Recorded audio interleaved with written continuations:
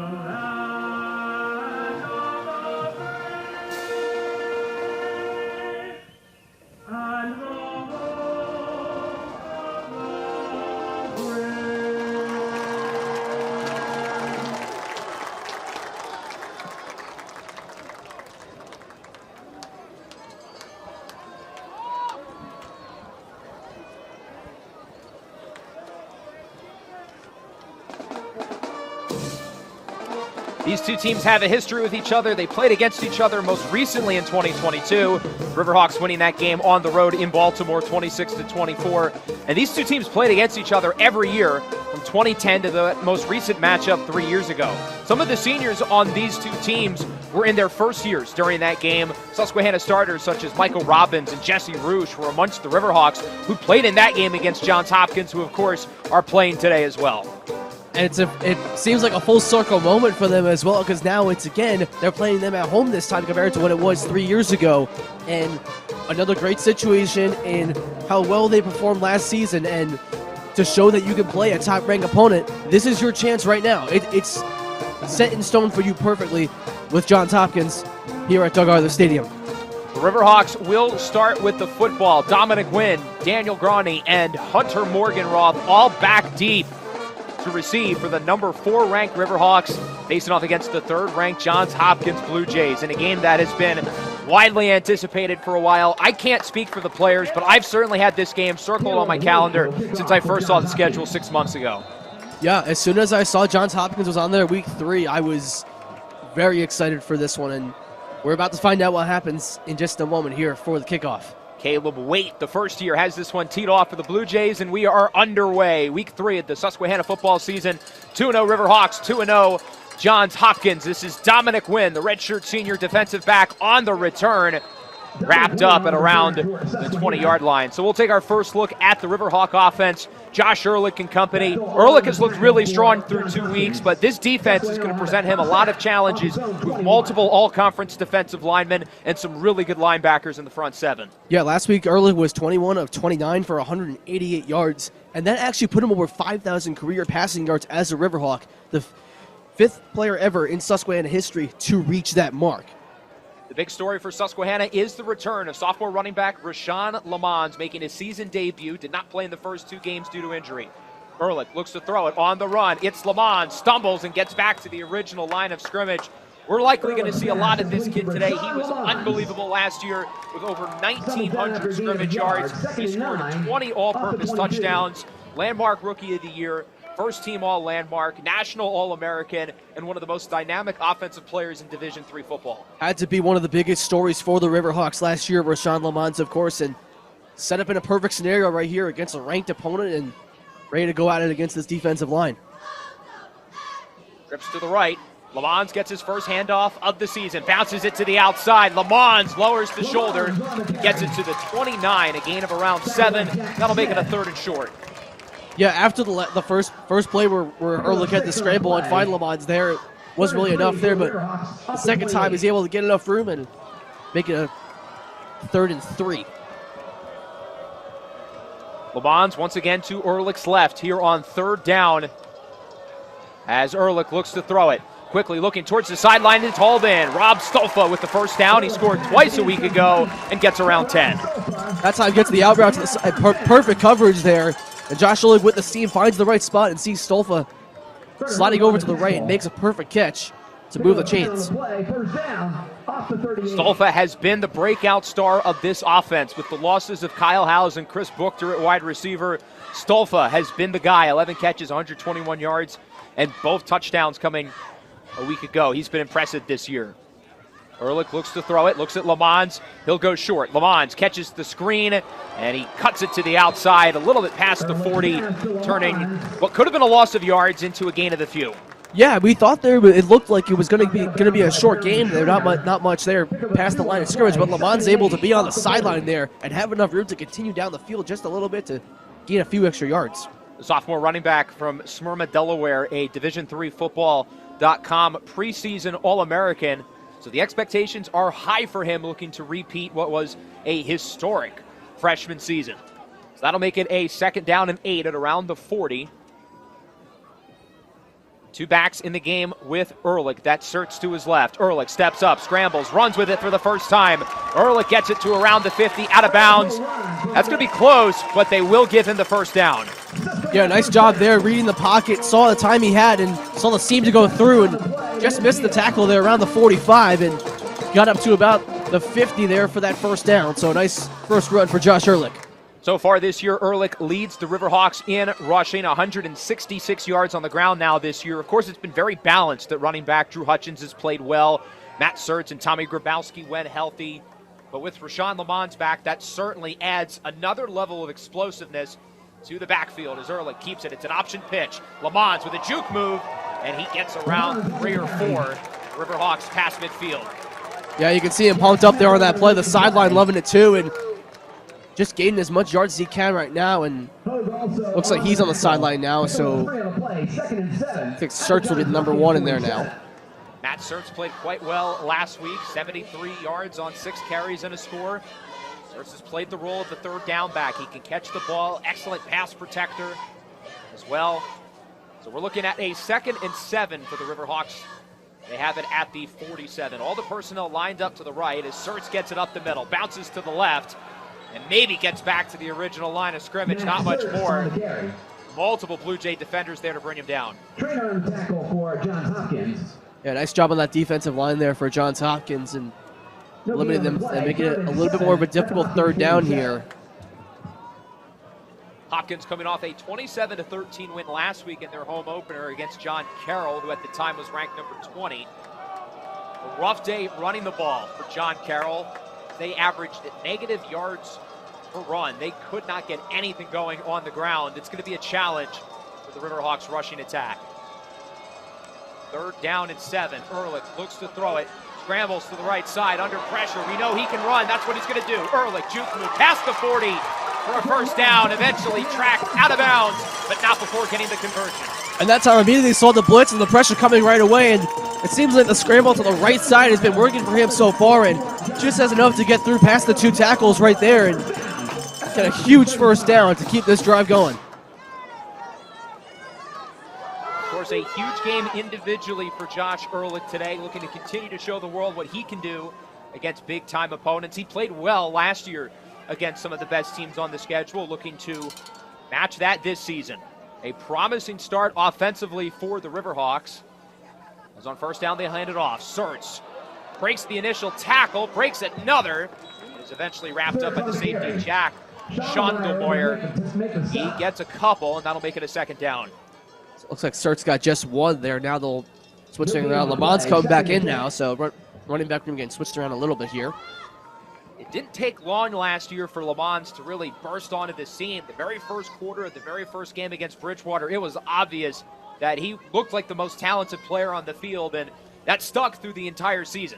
And that's what it seemed like, too, the breakout year that he had, and he's trying to resume that here and start off quickly against the ranked opponent.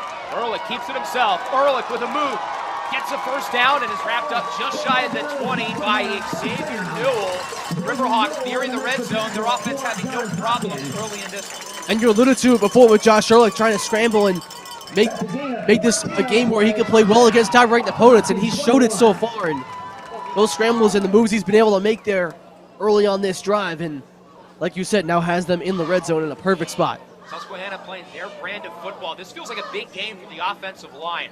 There's a ton of really good players on their defensive line. Johns Hopkins' pass rush has been extremely impressive this year, but Josh Ehrlich has been heavily protected. Ehrlich looking for the end zone. Morgenroth, did he come down with it?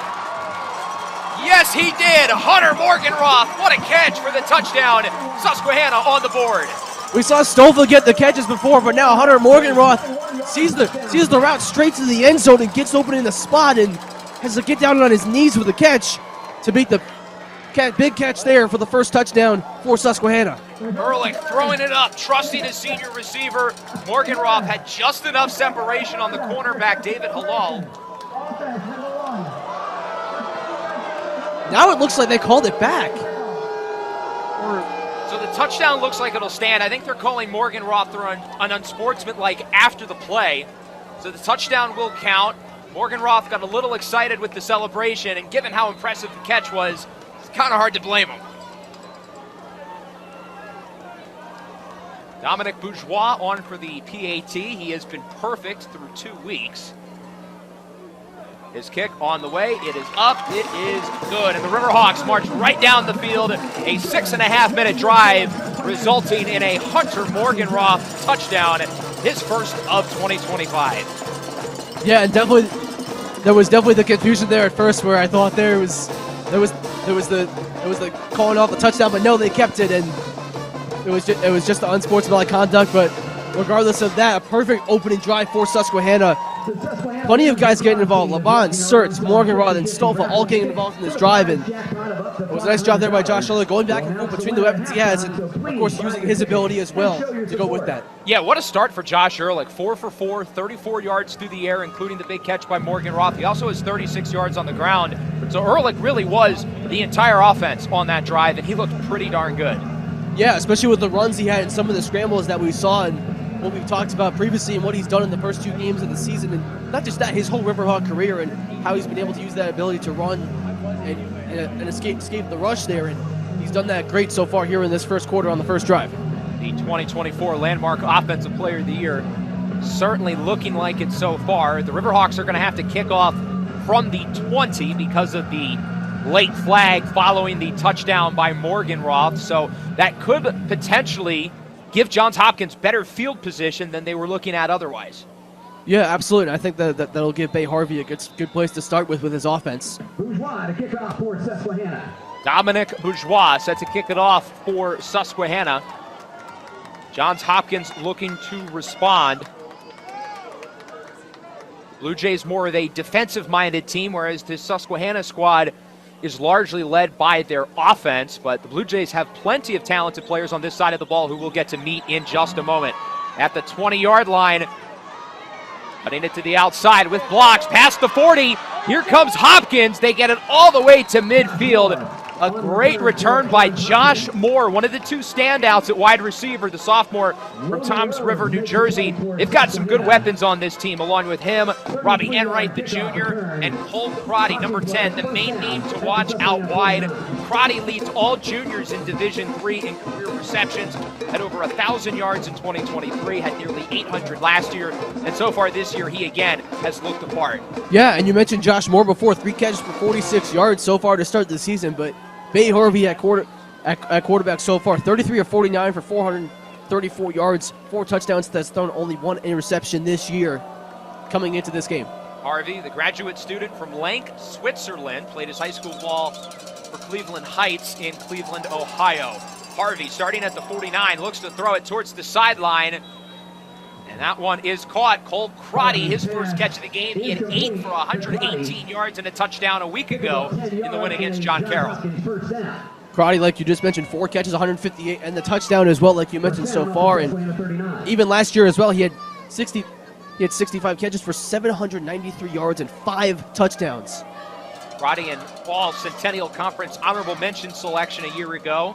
Was the conference's Rookie of the Year in 2023. That's Jeff Schroeder, the senior running back. He played in the matchup between these teams in 2022. Look at him go. The pile keeps moving, and Johns Hopkins gets the first down. How did they pull that off? Talk about a way to drag defenders there. How about that? Schroeder able to keep moving down the field with guys all around him. Schroeder turning a gain of 4 into around a gain of about 14. He would not go down. The offensive line pushing him forward. Johns Hopkins has a terrific group up front, as they now have it at the 27. Harvey looks to throw it. Harvey, clean pocket. Pass is caught.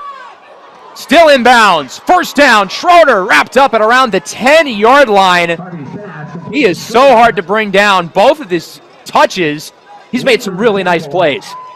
Yeah, and so far on the ground this year, he's gotten 120 yards and 3 touchdowns, and also 6 catches for 52 yards as well. So he's been able to do a lot across the field for this Johns Hopkins offense. That was Brian Layton, the All-American defensive lineman, who brought him down. Looks like there's some chatter between the officials, likely about the spot of the ball. As Johns Hopkins has it at around the 12. Looks like Harvey keeps it on the option. Push from behind and gets laid out at the original line of scrimmage. Galen Leventor leads the way. Ben Fleming finishes him off. Leventor, a guy we talked about a lot last week, had some tackles for losses for 2 yards last week as well. So this Riverhawk defense has some guys that can make a difference on their defensive line. Leventor will largely be matched up with the left tackle, number 77, Michael Nwosu, the senior. A first-team All-Centennial selection in each of the last 2 years, won the Centennial Rookie of the Year in 2022. An impressive award for an offensive lineman to win. As the short pass is caught, Schroeder, his second reception of the possession, and he has nowhere to go. It's Jesse Roosh who brings him down, making it a 3rd and long.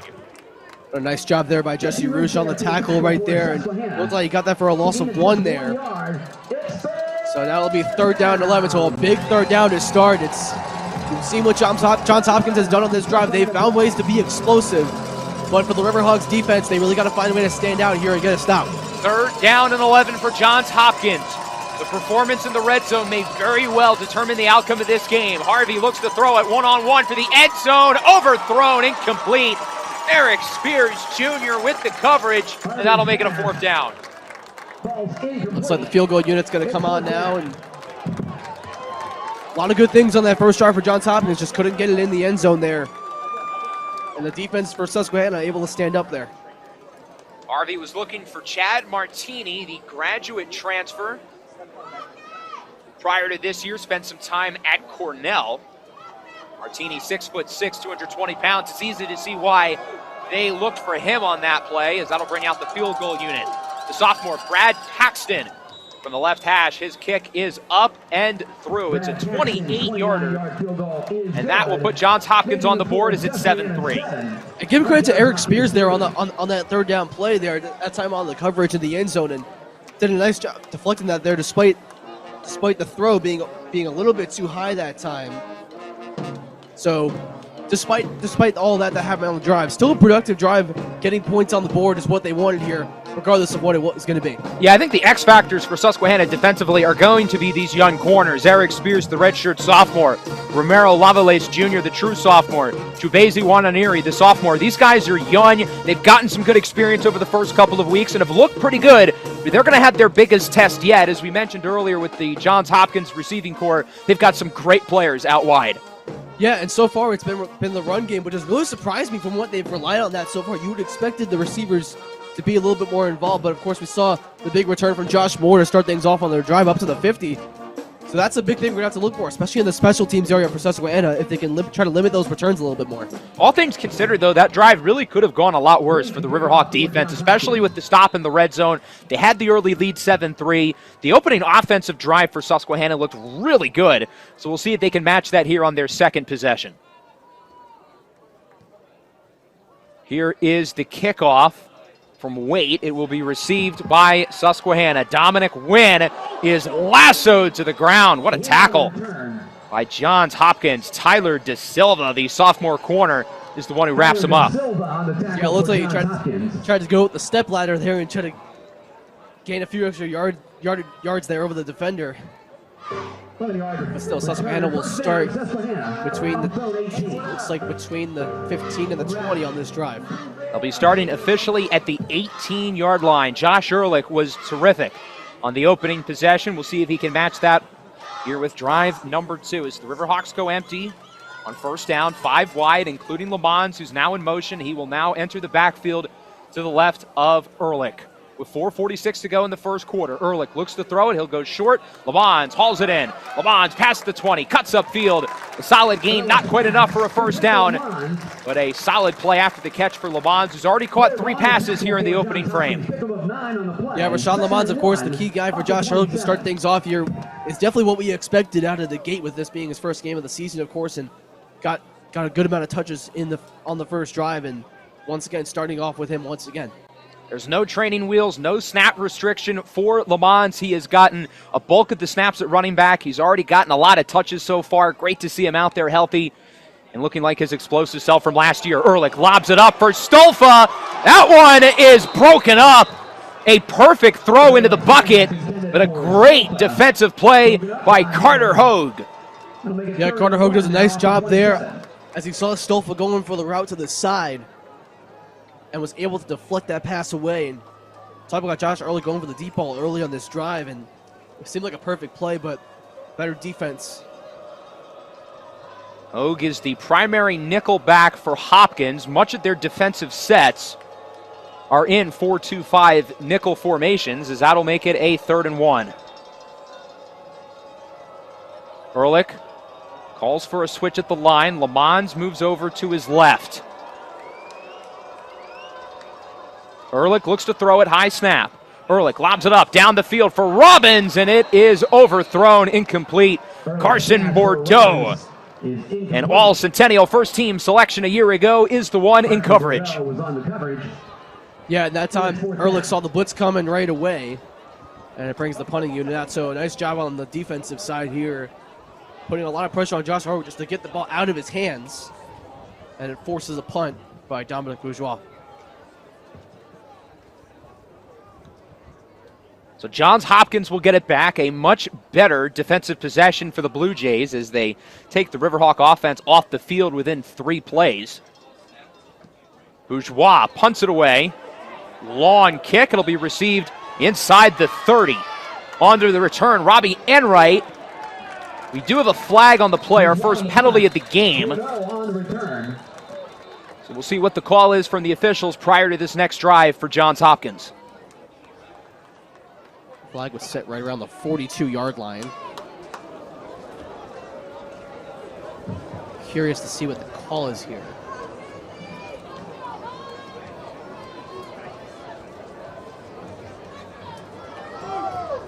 The 50-yard punt by Bourgeois.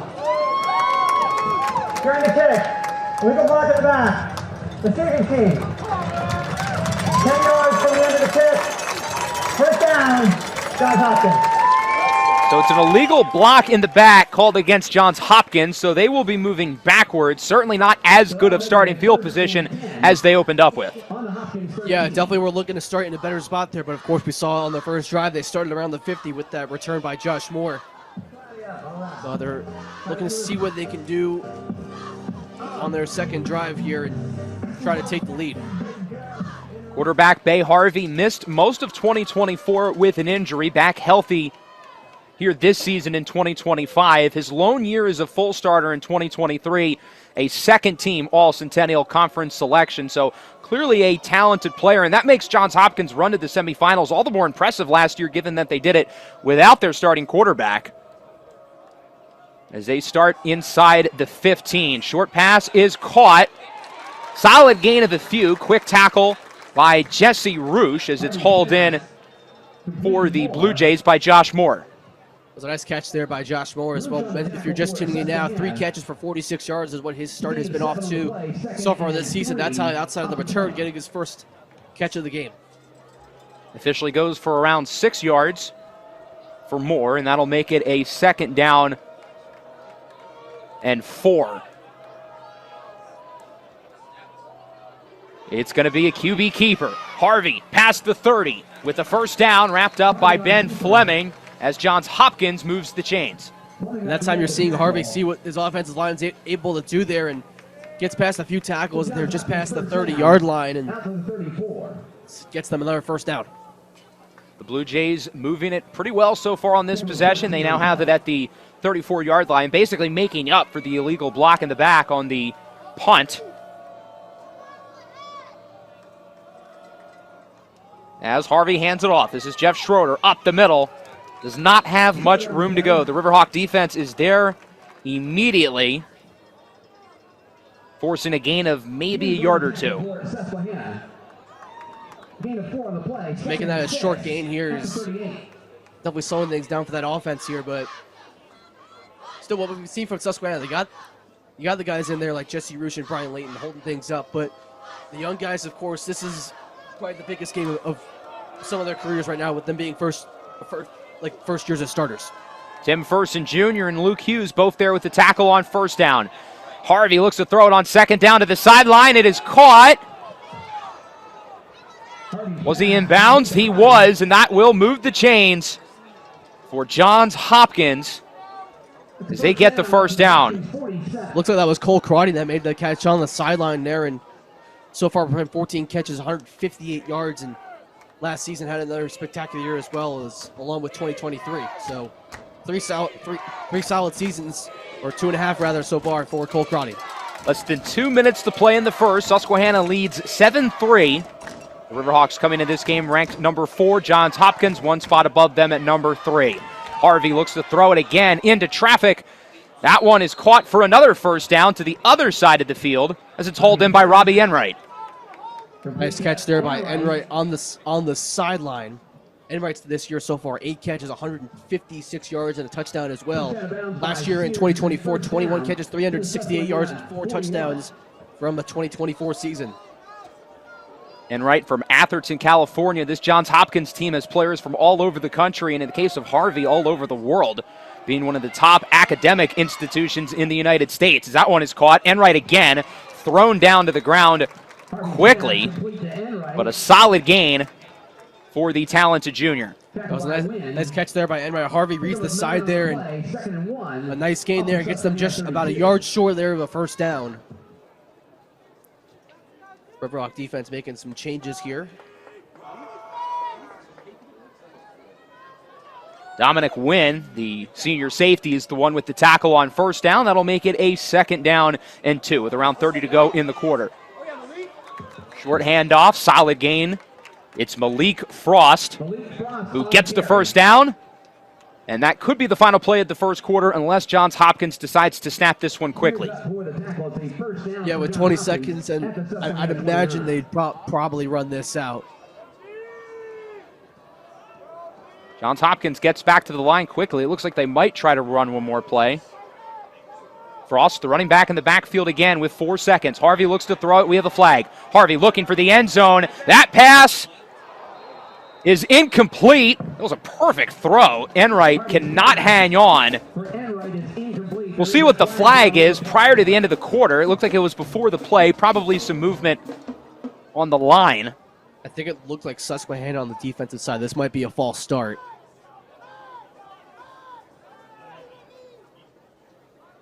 Might have been one or two guys that jumped a little bit too early. Let's see what they say. Offside. Defense, number 9. 5-yard penalty.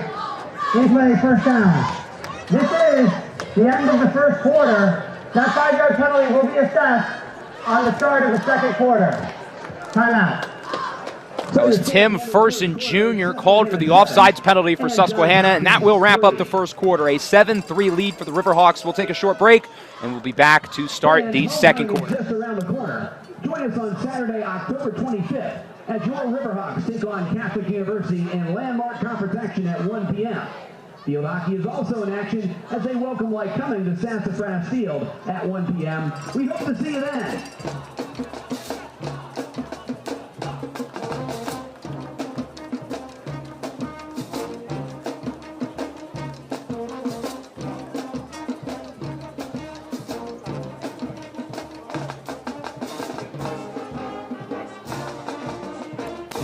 Welcome back here to Susquehanna to start the second quarter. A 7-3 lead for the Riverhawks, although Johns Hopkins does appear to be moving the ball pretty well. They're going to get a 1st and 5 following an offsides penalty by Tim Furson, the senior edge rusher. Yeah, and that's going to lead right into the play from where they were before, and of course they were going. It was Harvey who was going for Enright in the end zone, and that's going to give them an advantage going into this play here now pretty much getting close to the red zone here, and a chance for Johns Hopkins to take the lead. It's been an impressive start for senior quarterback Bay Harvey, 7 of 8 for 60 yards, and the lone incompletion we just saw in the end zone was dropped. For more on Harvey's 2023 season, he was one of the better quarterbacks in the nation. Harvey threw for 36 scores, and he ran for 10 more. Only 3 quarterbacks at any level in college football threw for at least 35 touchdowns and ran for at least 10 that season. The only other 2, Luke Lanen from North Central. Susquehanna knows him quite well, given that he beat them last year in the postseason en route to a national championship win. And the other, a guy named Jaden Daniels of LSU, who ended up winning the Heisman Trophy, and I think it's fair to say he's pretty good. Sitting in a pretty much good spot right now, despite he's going to be out tomorrow for the Washington Commanders, of course. So a 1st and 5 to open up the second quarter for Johns Hopkins. Harvey, play action, looks to throw it. A bullet up the middle. It is caught. What a catch for the first down by Josh Moore. Josh Moore is a guy Harvey's been looking to early on in this game. You see it right away from the spot. He's able to step up with the pressure coming right at him and finds the throw, and Moore seems like he had to climb a ladder to make that catch. Blue Jays in the red zone for the second time today. They were only able to get a field goal during their first trip, as they have it here at the 10. 1st and goal. Harvey looks to throw it again. Under pressure. That one is caught.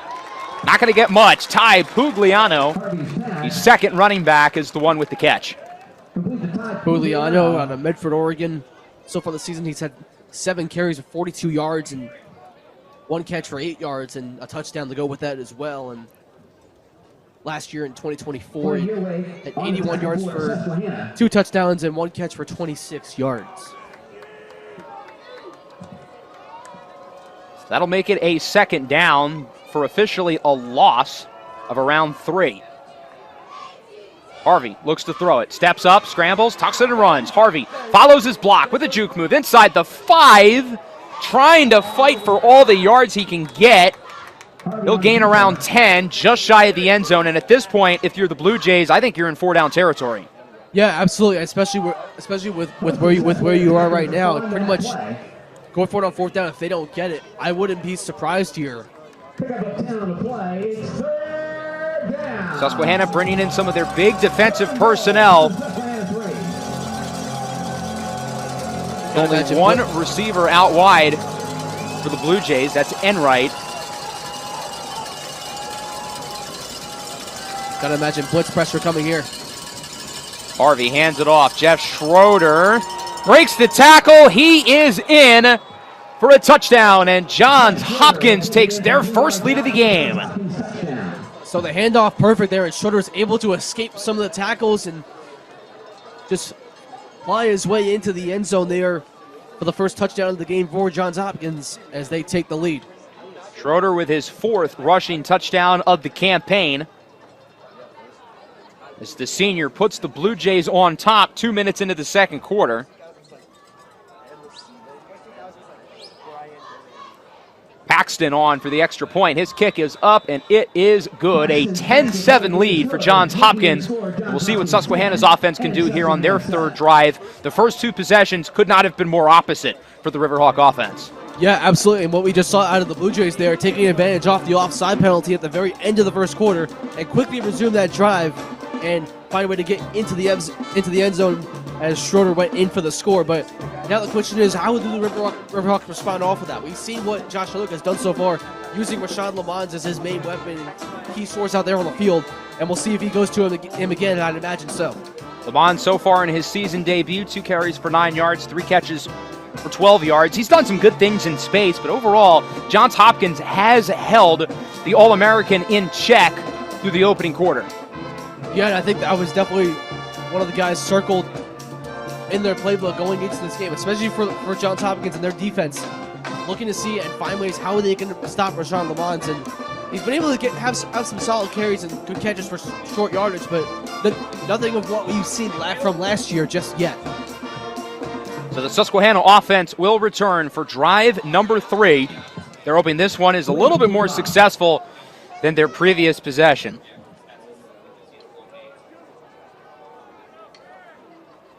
Caleb Waite, once again, will kick it off for the Blue Jays. That one will go just shy of the end zone on the return. Daniel Groney, the first year, gets by the first defender and is thrown down to the ground a little bit past the 20. Yeah, looking about 3 or 4 guys took him down that time on the special teams side for Johns Hopkins. Tackled by Bechtel. You can see Lamont's already immediately in there. 18-yard return. Susquehanna will have it first down off its own 20. John Bechtel, the tight end, is the one credited for the tackle as he returns the Susquehanna offense. Ehrlich joined by Rashawn Lamont, sporting a new jersey number. He'll wear number 2 this season after rocking number 28 last year. As Ehrlich looks to throw it, he'll go short. Lamont again, his 4th catch of the game. Lamont cuts outside and is tripped up. That could have been a big play. Good job by the Blue Jays to stop him in his tracks. And Ehrlich with the perfect reaction. They're seeing Lamont's open on the right side and sees all that zone coming in. And Lamont's able to get a short gain there, just short of a first down. Jack Schondelmeyer is the one with the tackle, had 66 a year ago in 2024. This Johns Hopkins team is one of the best safety tandems in Division III with Schondelmeyer and Carson Bordeaux. Ehrlich fakes the jet sweep, looks to throw it. One-on-one for Growney, makes the catch to the 40. We said last week it's only a matter of time until this young man makes a big play. Here it is. What a play there by Growney. Talk about the route straight down the side. Gets ahead of the quarterback there and makes a spectacular grab for probably the biggest gain of the game so far for the Riverhawks. A simple go route for Growney, gets an early step on the defensive back as Susquehanna gets it past the 50. Their offense needed a little bit of a spark after that last drive, as they get, as you said, their biggest offensive play of the game, 35 yards for the talented first-year receiver. Hand off up the middle. That's Matt Sertz with the run. And he gets it to around the 36 for a gain of 4. So Matt Sertz that time getting his first touch in the game. So running back room is back to how it was last season, of course, with LeBron's being at the 1 and Sertz being at the 2. And we saw the big breakout game Matt Sertz had coming back last week in week 2. And it's great to see Lamont and Sertz back together in that running back rotation. Sertz still in a running back. He'll move to the right side of Ehrlich. Here on second down, Ehrlich looks to throw it, scrambles around, and he will throw it away. Ehrlich has not yet been sacked through 2+ games this year, but this Johns Hopkins pass rush has been phenomenal through the opening couple of games. But so far, the Riverhawk offensive line has done a pretty good job. Yeah, especially winning by convincing numbers. We saw what Johns Hopkins has done through the first 2 weeks, of course, on the road at Ithaca, starting against in a Liberty League matchup, and then, of course, the win last week against John Carroll. And for both of these teams, pretty much both of their wins pretty much lopsided, and you'd have to imagine this would be a much closer affair with how far, of course, like we mentioned before, how far they made it in the playoffs last year, and looking to do that once more. The Blue Jays with 9 sacks this year from 7 different players as Ehrlich steps up on 3rd and 6, tries to get out of pressure, and there it is. The Johns Hopkins pass rush makes the play, getting the stop on 3rd down. It's Will Seibert, the only Johns Hopkins player with 2 sacks this year, who leads the charge. And that time Seibert sees the spot, and Ehrlich kind of scrambled, trying to get out of it, and saw guys behind him around him, but wasn't able to get that ball out right away. And that defensive line for Johns Hopkins, knowing that they had the lead, was able to step up and get a big stop, and Riverhawks have to punt it away.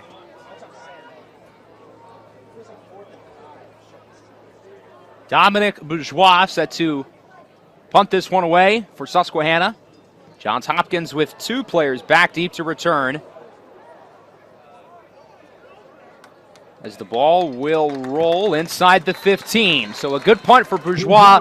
Not great opening field position here for Johns Hopkins, but they have scored on each of their first 2 drives so far. Yeah, they absolutely have. And a lot of the big plays they've made, of course, it was Josh Moore on the return up to the 50, and of course the touchdown to start things off as well for Schroeder getting the score.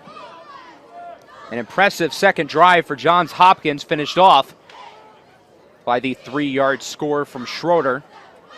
We'll see how the Susquehanna defense can respond. Remember last week, the Riverhawk defense looked really shaky early in that game. They were down 10-0, but they got comfortable as the game went along. We'll see if that follows this afternoon.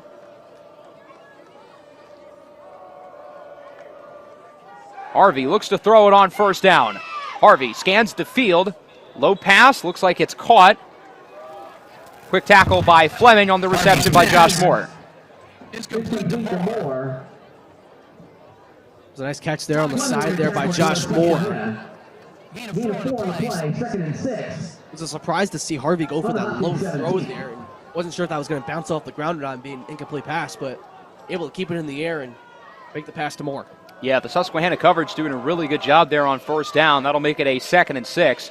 Harvey by himself in the backfield, looks to throw it. Harvey winds up, wants it all, down the field. Cole Crotty makes the catch. Roosh cannot bring him down, and Cole Crotty high steps into the end zone. An 83-yard touchdown for Johns Hopkins. We talked about Cole Crotty early, one of the top receivers for this Johns Hopkins offense. Takes advantage right away and takes the go route down the sideline. Tackle not able to be made. Makes his way into the end zone, and just like that, 2nd score of the game for the Blue Jays. And the experience from Harvey showing there, they recognized the mismatch with Cole Crotty, their number 1 receiver, being guarded by Jesse Roosh in man coverage, who's a linebacker. Crotty's able to run by him, makes the play. It's a 2-score lead now for the Jays.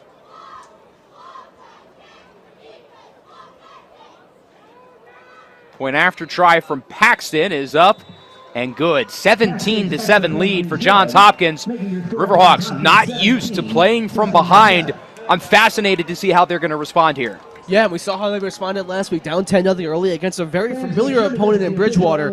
Having not played Johns Hopkins in 3 years, it's going to be interesting to see how they respond and how Josh Ehrlich is going to look on this next drive. And the past 2 drives, they've struggled a little bit just to figure out the rhythm. But we saw last week how in the 2nd quarter they responded quickly and were able to get things going. But it's a little bit different this week against a team that has really shown that they can play very good aggressive football, and we've seen that early from Johns Hopkins. And this feels like a pivotal part of the game for Susquehanna. They're starting to lose some momentum. Keep in mind, I know we're still 9 minutes out, but Johns Hopkins does start with the ball in the 2nd half. So if you're the Riverhawks, you cannot put yourselves in too big of a deficit. So this feels like certainly not just the most important drive of the game, but so far the entire season. Yeah, it's absolutely, especially with both of these teams having gone off to a 2-0 start, and Susquehanna looking to continue that as well. As after this, they're not going to be home for a while. They're on the road next week against Western Connecticut, so that's going to be a challenge going on the road, so you'd like to close out 3-0 at home if possible, but this is definitely the most important drive so far of this Riverhawks season. We'll see how Susquehanna can respond. They had the big play on the previous drive from Grani, who got 35. But after that, of course, the sack derailed what the Riverhawks had going. On the return, Dominic Wynn gets it at the 4. Wynn bounces off a blocker, breaking tackles. Wynn still on his feet, still up. And he's eventually tracked down. John Bechtel and Zach Stone bring him down.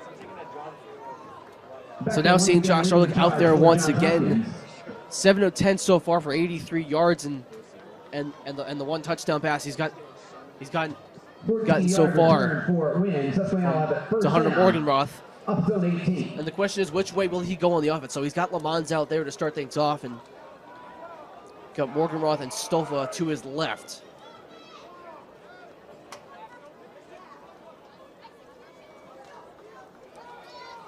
Lamons switches to the right of Josh Ehrlich with 8:53 to go in the half. Ehrlich hands it off. Rashawn Lamons bounces it up the middle, and he does not get much. A short gain as it's Isaac Urquidi who brings him down. Number 96, the dominant defensive tackle, All-Centennial first team in 2024, All-Conference second team in 2023. He's certainly a guy who the Riverhawks circled on the game plan as a guy to really focus on with this Johns Hopkins defense. And a guy who's pretty much got his resume filled up right there with accomplishments and has shown it out here on the field, especially on that play right there. 26.5 TFLs since the start of 2023 for Urquidi, as they'll go back to Lamons. Does not get much as we look at a 3rd down and probably around 6 for the Riverhawks. Yeah, you have to imagine getting the receivers involved in this 3rd down is going to be huge here. Lamons got his previous carries here on this drive and has gotten short yardage, but not enough for that 1st down. See what Josh Ehrlich has up his sleeves here. 3rd down and medium for Susquehanna. They certainly do not want to have to punt it again. Rob Stolfa in motion. Ehrlich looks to throw it. Ehrlich surveys the field, steps up in the pocket, scrambles, runs. Ehrlich gets the 1st down, past the 40. Ehrlich with room up the middle is thrown down quickly, but not before getting the 1st down. Josh Ehrlich saw guys he was trying to get to, but that time able to escape the pocket and get around to about the 45-yard line with a perfect rush right there and getting a huge 1st down for Susquehanna.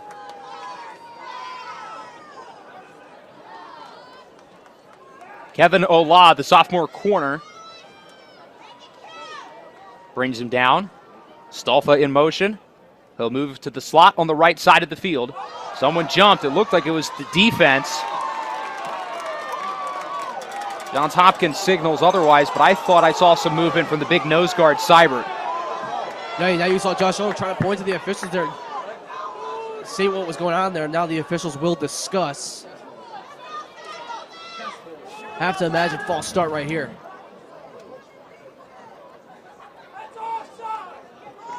Susquehanna moving backwards, it looks like. So it could be a false start, but we'll see the call. Defense, number 91. Moving forward in the snap. Causing a reaction by a threat offensive player. 5-yard penalty. 1st down. So it is an offsides. Trace Langan, the first year from Houston, Texas, is called for the penalty, and that'll move the Riverhawks up 5 yards.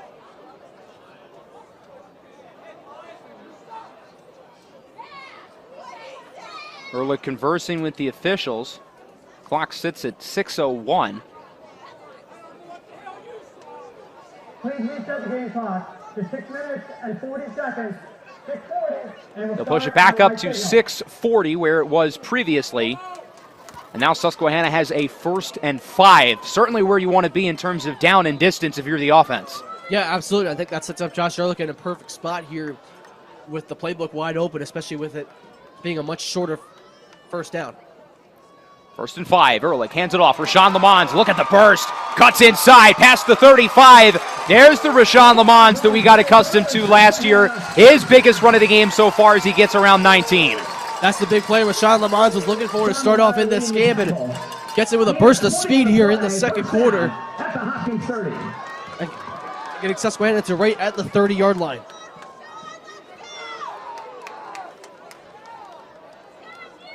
The Susquehanna offense certainly grew accustomed to that last year from Rashawn Lamons, as they now have it at the 30. Ehrlich gets it right back to him. Lamons up the middle, gets a few. Does not get nearly as much this time as he's wrapped up by Newell. Yeah, We'll look at a 2nd and 7. Yeah, that time gets about 4 or 5, and now you're going to see Matt Sturts come in here for Rashawn Lamons at that running back spot. So the switch off here seems to be the perfect thing, especially after the 19-yard run we saw he just had there. And now hopefully going to get some more touches for Matt Sturts here. Sturts and Lamons have been the 2 running backs today for the Riverhawks. Of course, we saw more of a rotation last week, not just Hutchins, but also Aaron Angelo, the first year who had 2 big scores. Ehrlich keeps himself with the spin move, and he is wrapped up a little bit shy at the first down marker. Graham Hodge and company are there with the tackle. Nice tackle there by Graham Hodge, reading where Josh Ehrlich's run was going to be there, off to a little bit shift to the left there. Makes the tackle, and it's a 3rd down and short now for Susquehanna. With the 3 receivers to the right. Good option could be to run here, but getting receivers involved is another thing that Josh Ehrlich could look into here. Sturts lines into the slot with trips to the right. It's going to be a sneak. And I'm not sure if he got it. He might be a yard short. Yeah, I don't think he got it. I think this might be just short of a yard short, like you just said. Yeah, that looks like where the ball is marked. And it seems like they're going to keep the offense out there on 4th down. 4th down and 1 following the unsuccessful sneak from Ehrlich, and the Riverhawks, unsurprisingly, will go for it.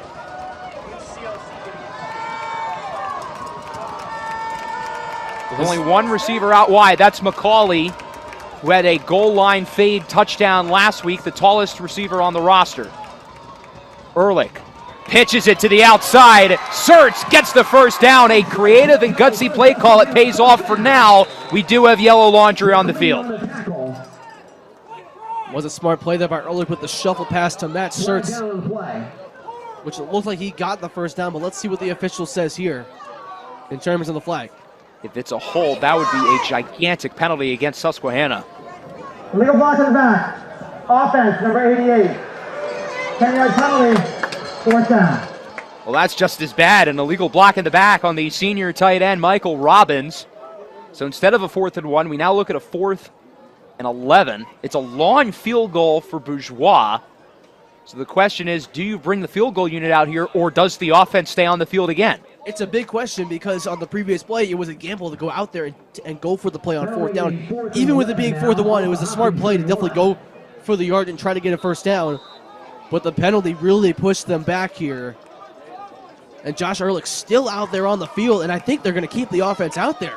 It would be a 48-yard field goal try for Bourgeois. His career long is 43. So he's never made one from this distance, and because of that, the Riverhawks will go for it. 4th down and 11. Rashawn Lamons to Ehrlich's left, Robbins to his right. Ehrlich looks to throw it. He's going to dump it off for Lamons. Let's see if the sophomore can make some magic. Lamons does not get it. It's only a gain of 3, and Johns Hopkins gets the stop. And at that point, it seems like things have turned a lot here. Johns Hopkins gaining a lot of momentum. Susquehanna had a lot of great things going on this drive. It was the penalty that set them back there after the perfect play on 4th and 1. And that set them back, and we're not really able to get it going there. And they were looking for a big gain from Lamons and not able to get it. A costly penalty leads to a 4th down stop for Johns Hopkins, and they can really gain full control of this game. Up by 10 with 3 minutes left in the first half, starting with the ball in the second half. I think it's fair to say the Blue Jays right now are certainly in the driver's seat. Yeah, and this gives them plenty of time, too, to make a solid drive going into the half with 3 minutes to go for Harvey. Harvey, sidearm, nearly intercepted. Darren Underwood had it right in his hands, but he cannot come down with it. That would have changed the entire complexity of the game. And you saw the throw by Harvey there, sidearmed it again, right out of the hands and out of the reach. That could have changed the game convincingly right there. You can see this Riverhawk defense definitely being much more aggressive to start off this drive. Underwood making his first start at Mike linebacker today. No Steve Seibert for Susquehanna. Seibert amongst the team leaders in tackles through the first 2 games. Harvey looks to throw it. Dances around in the pocket. Harvey still up. Goes to his left. And he gets maybe to the original line of scrimmage. Luke Hughes is the one who finishes the playoff. Nice job there by Luke Hughes getting the stop there. No gain on the play. It's third.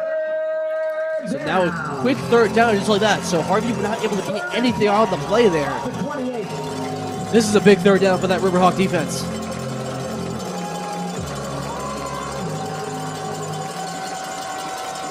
Third down and 10 at the 28. Someone jumped. We have a flag. Deep pass, incomplete. Excellent coverage by Romero Lavalace Jr., who's had a phenomenal first half. Harvey has not looked his way often. We'll see what the penalty was, however. Wasn't quite sure to see there if anyone jumped sides there or if there was a push, but let's see. Defense, number 9. 5-yard penalty. Third down.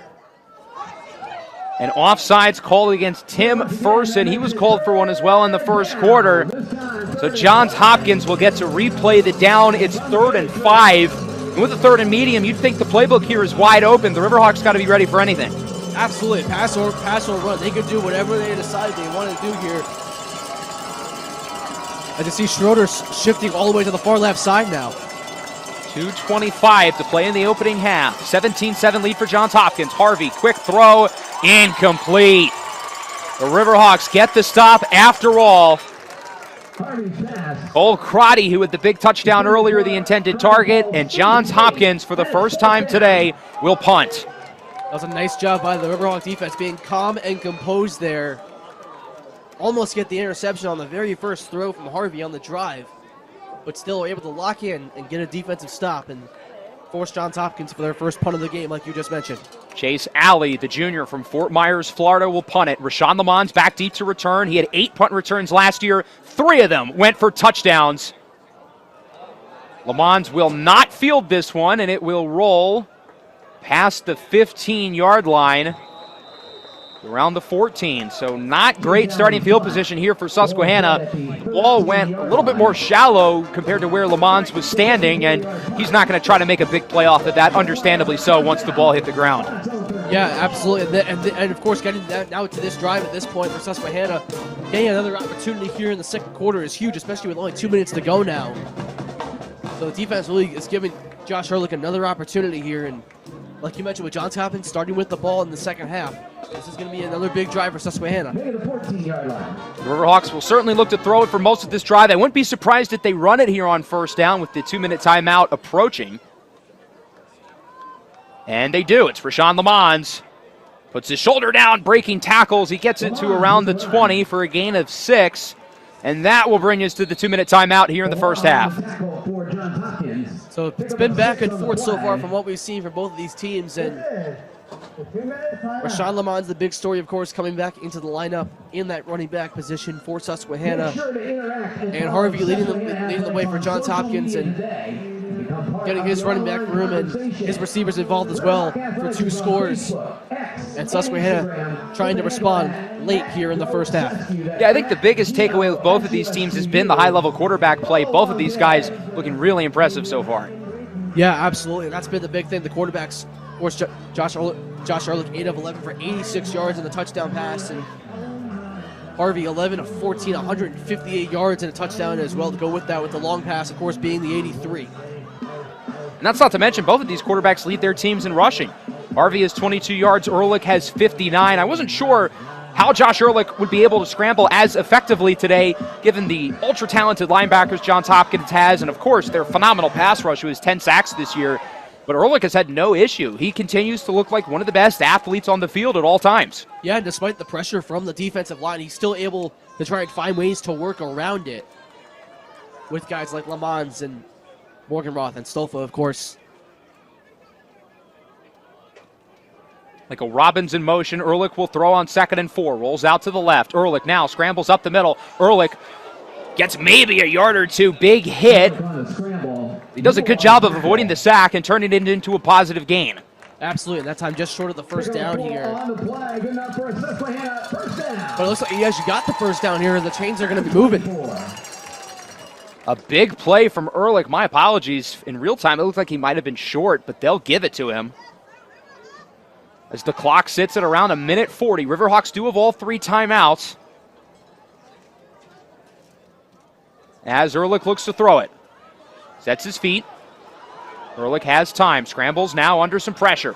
Ehrlich looking to outrun the defender, and he will go out of bounds. Looks like he might have lost a few. Yeah, he had a lot of time in the pocket that time and just couldn't see the guys he had open and had to scramble away from the defensive pressure. And doesn't look like he was able to gain much there on that play. Yeah, good job by the Johns Hopkins secondary, not letting anyone get open. Ehrlich did have a lot of time to throw it, as the Riverhawk offensive line, all things considered, continues to play a really good first half against this great front. Yeah, especially with a lot of them being first-time starters this season. They've really been able to handle the pressure of that defensive line that Johns Hopkins has been bringing to the table and trying to put a lot of pressure on Josh Ehrlich. Lamons in motion on 2nd and 16. Hunter Morgan-Roth with the reception, and he is tripped up at around the 23-yard line by Browning Trainer, the linebacker. Looks like we're going to have a timeout now.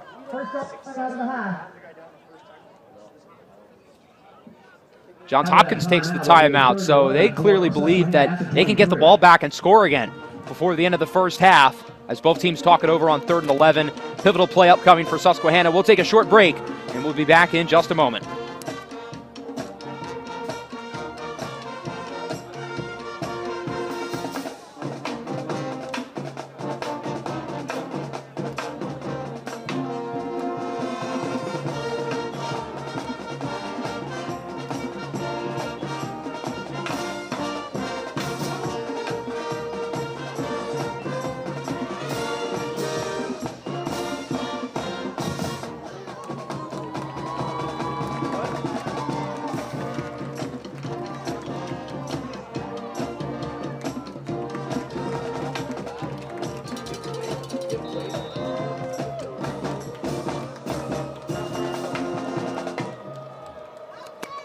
Third down and 11 for Susquehanna. This feels like the most pivotal play of the game so far.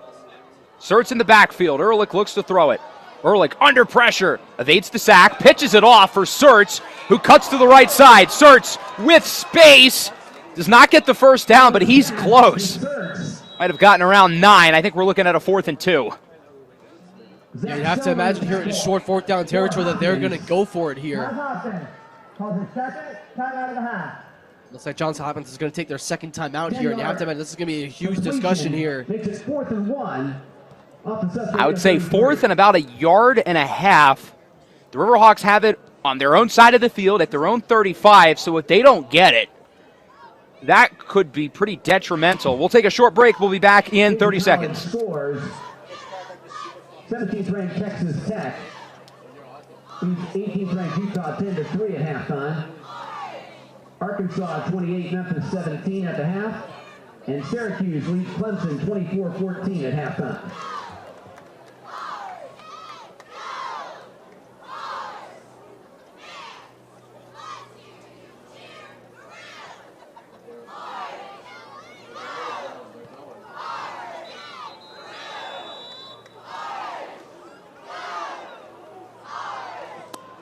Fourth down and a little over 1 yard, maybe 4 or 5 feet away from the 38. What a pivotal play early in this game. The Riverhawks looking to keep the drive moving. Johns Hopkins with a stop gets the ball on the Susquehanna side of the field. We talked about on the last drive how there was a big play, but this is probably the big play of the first half so far if Susquehanna wants to stay in this game. It's a pooch punt from Ehrlich, so they will not go for it. Johns Hopkins had nobody back. So this ball will be downed inside the 25. Susquehanna did this a couple of weeks ago against Union.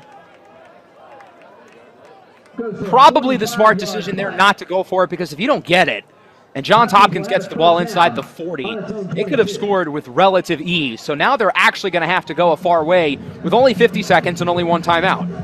Yeah, it's like playing a game of cards here, basically. It's which play do you put out there on the table and decide what to do. And I think that definitely is the smart play because you know if you don't get it, they're going to be in a great spot to score right away and make it a much more difficult challenge in the second half. But now you put them back at about the 20, between the 20 and the 30 here, makes it a little bit more difficult with 50 seconds to go. Now Johns Hopkins gets a 2-for-1. They get the ball now, and they get the ball to start in the second half. Already up by 10 with a big chance to add to their lead, but the Riverhawk defense did just get their first stop of the game on the previous possession.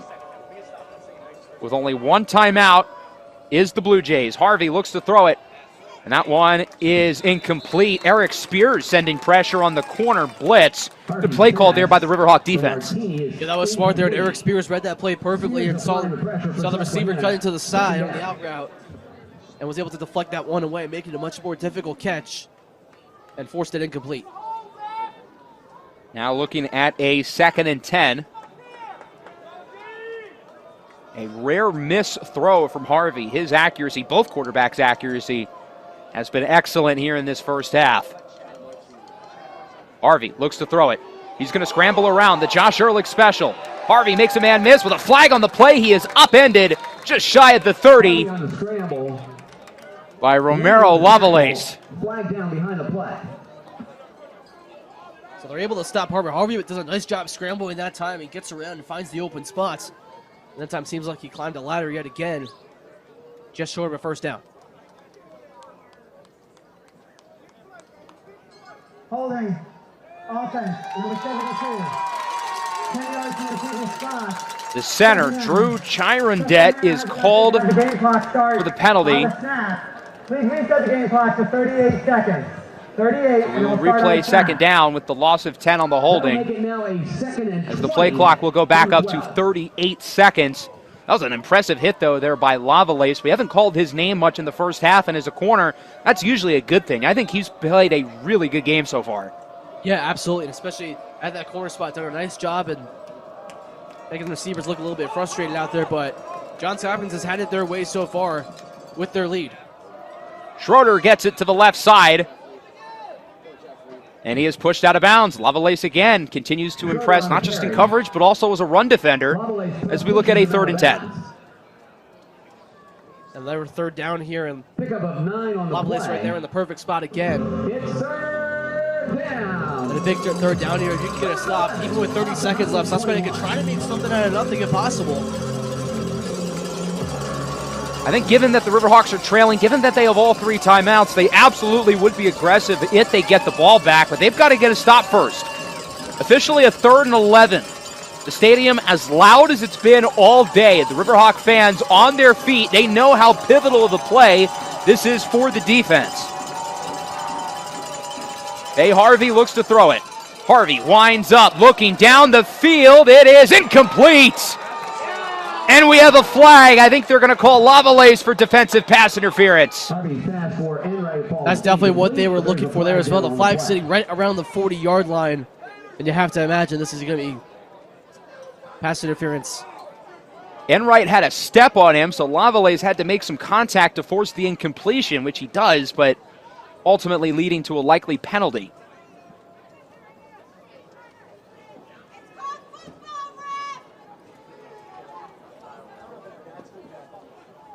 Pass interference. Defense, number 3. 15-yard penalty from the previous spot. Automatic. First down. So it's a 15-yard penalty. The one good thing is that it's not a spot foul, so Johns Hopkins won't be moving up to where the penalty was, but they gain 15 yards, and certainly more importantly, they get the first down. Absolutely, and of course the penalty kind of set back Susquehanna a little bit there, but again, like you said, they're lucky it's not spotted within their own territory. Off the blitz, Harvey gets away, scrambles past the 40, past the 45, and is tripped up, but not before getting the first down. Good tackle by Jesse Roosh, who's also played a pretty good game in the first half, minus allowing the big touchdown. Pickup of 13 on the play. Seems like they spiked there just to stop the clock with 10 seconds. They still have that one timeout, so you'd think their best case scenario is probably trying to get something 20, 30 yards down the field, maybe kick the field goal. And if you're the Riverhawk defense, you got to imagine they're going to have probably 6, 7 guys back in coverage. They're going to do their best to not let Johns Hopkins get the explosive play. Yeah, that's what you have to imagine the Blue Jays are looking for here. And you definitely got to have more guys back in coverage here. 13 seconds, and it will start on my signal. Looks like they're going to set the clock to 13 seconds. So 13 seconds left, second down following the spike. The Blue Jays also have a timeout to work with here as well, so that's another thing to keep in mind here. The Riverhawks playing their defensive backs fairly close to the line pre-snap. No defenders are back farther than the 39. Harvey looking towards the middle of the field. High pass, tipped and incomplete. Dominic Wynn had a chance at the turnover as it's in and out of the hands first of Cole Crotty. It was a perfect throw, Crotty right there, but the ball just tipped out of his hands, wasn't able to reach it. And almost the interception right there. Third down and 10 with 8 seconds now in the first half for Johns Hopkins. Riverhawks hoping to go into halftime with the deficit only at 10. Trips to the right for the Blue Jays. Got to imagine they're going to be looking vertical. No, they're just going to run the ball. Schroeder has it. And it seems like Johns Hopkins is pretty much waving the white flag here for the first half. Schroeder on the run. Clock stopped here at 1 second. Lehman on the tackle. So Johns Hopkins calls the timeout with 1 second. I suppose the plan here with 1 second is probably to go for a Hail Mary to the end zone. It's not like Susquehanna is going to get the ball back, so going for it here does make sense. Yeah, absolutely. You might as well just run out the clock here because the big thing is you can't really imagine a score on the other side of the field. But for Johns Hopkins, you're going for the Hail Mary. Seems like the right call with the receivers you got.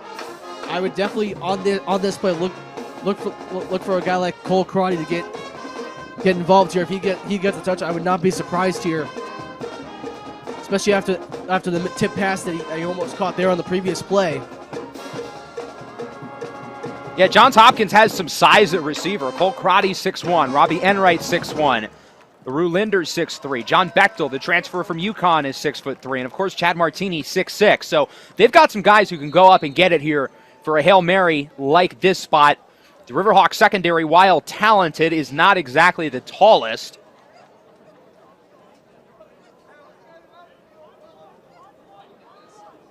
With only one starter at 6 foot, that being Dominic Wynn. And I think they're going, is that good? Oh, I thought that was the special teams unit out there for a second. Susquehanna has 4 guys back in the end zone, 5 back in the intermediate. They will only rush 2. We have a flag. Looked like a false start.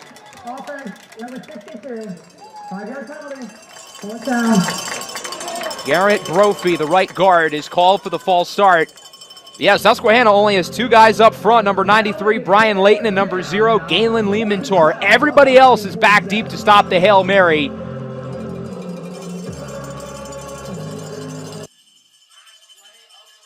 Final play of the half, a 4th down.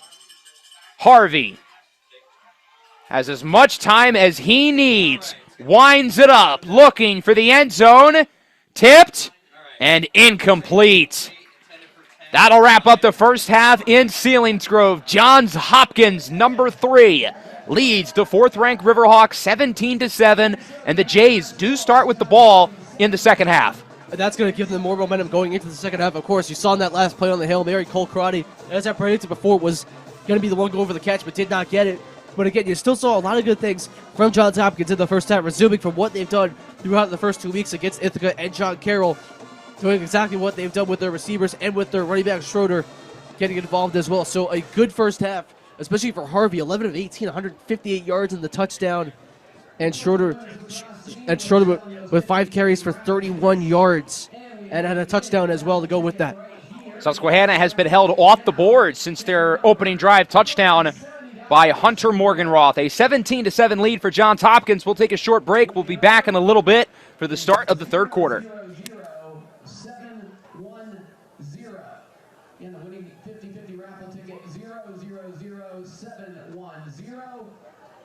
$270 to the winner. You can pick up your winning money up here in the press box.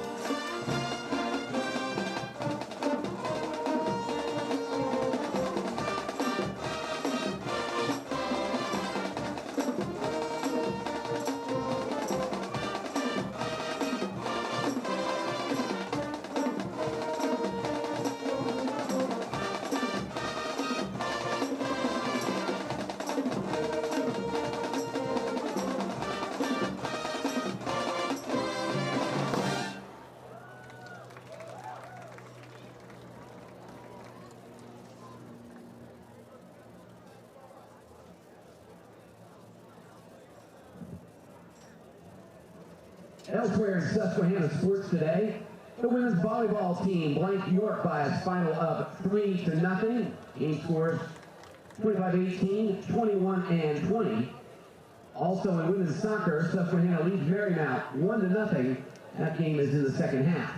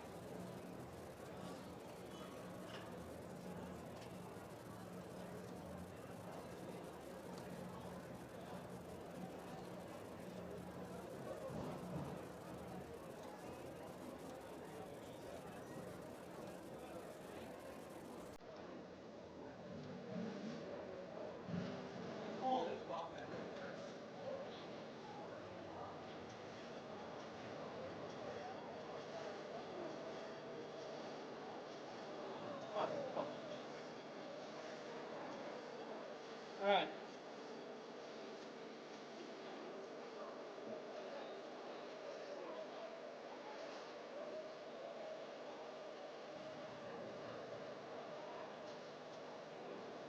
Here's your landmark conference scoreboard.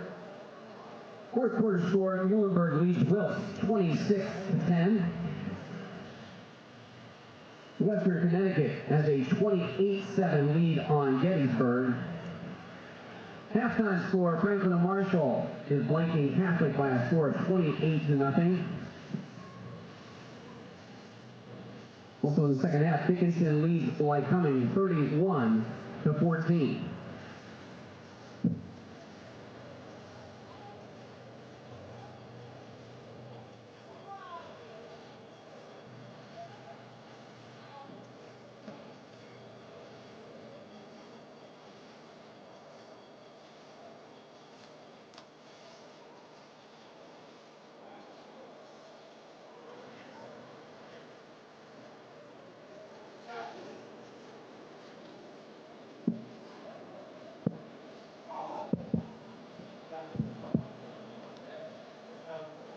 Here are the first half statistics. Johns Hopkins with 12 first downs, Susquehanna with 9. Hopkins rushing 11 times for 69 yards, and Susquehanna 19 times for 104 yards. Passing, Johns Hopkins was 11 of 18 for 158 yards, Susquehanna 10 of 13 for 101 yards. So plays and yardage in the first half, Johns Hopkins runs 29 plays for 227 yards, Susquehanna with 32 plays for 205 yards. No turnovers in the game. Hopkins with 4 penalties for 30 yards, Susquehanna with 5 for 50. Individually in the first half, Josh Ehrlich was the game's leading ball carrier, 9 carries for 57 yards. Rashawn Lamont also was 7 for 43 for Susquehanna. Bay Harvey leading Johns Hopkins with 5 carries for 35 yards. Jeff Schroeder with 5 carries for 31 yards and a touchdown. Ehrlich doing all the passing for Susquehanna. He was 10 of 13 for 101 yards and 1 touchdown. Harvey 11 of 17 for 158 yards and 1 touchdown. Lamont with 5 catches for 20 yards. Hunter Morgenroth with 2 for 26 yards and a touchdown for Susquehanna. Daniel Bronny also with 1 for 35. Paul Crotty leading all receivers in the first half for Johns Hopkins. 3 catches, 102 yards and a touchdown. Josh Moore also with 3 catches for 21 yards. Robbie Enright 2 for 21 and Jeff Schroeder with 2 for 17.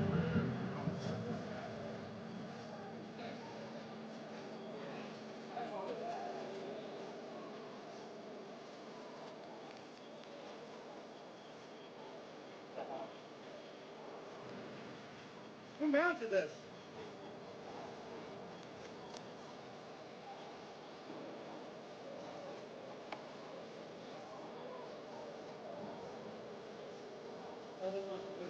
Okay. Oh, and you're running off the detail. Look at you guys.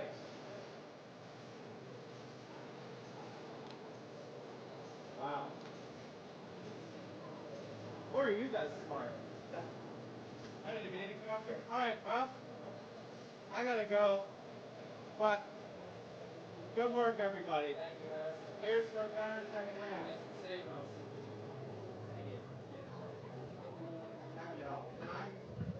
I'm here. You guys.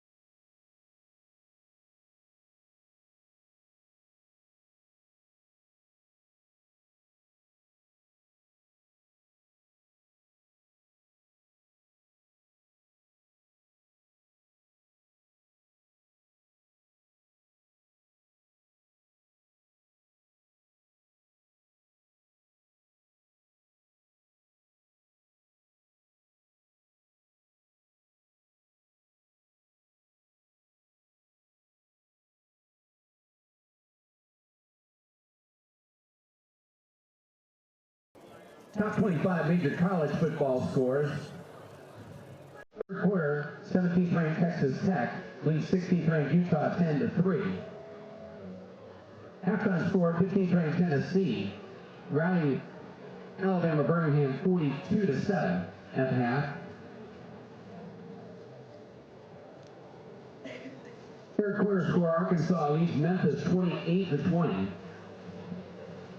And Syracuse held a 24-14 game lead over Clemson at halftime. That game is now delayed.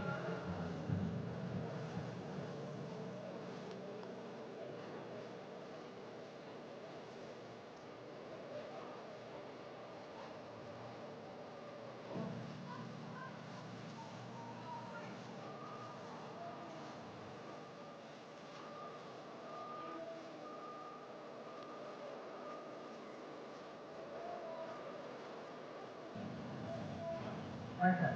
Second half, right side.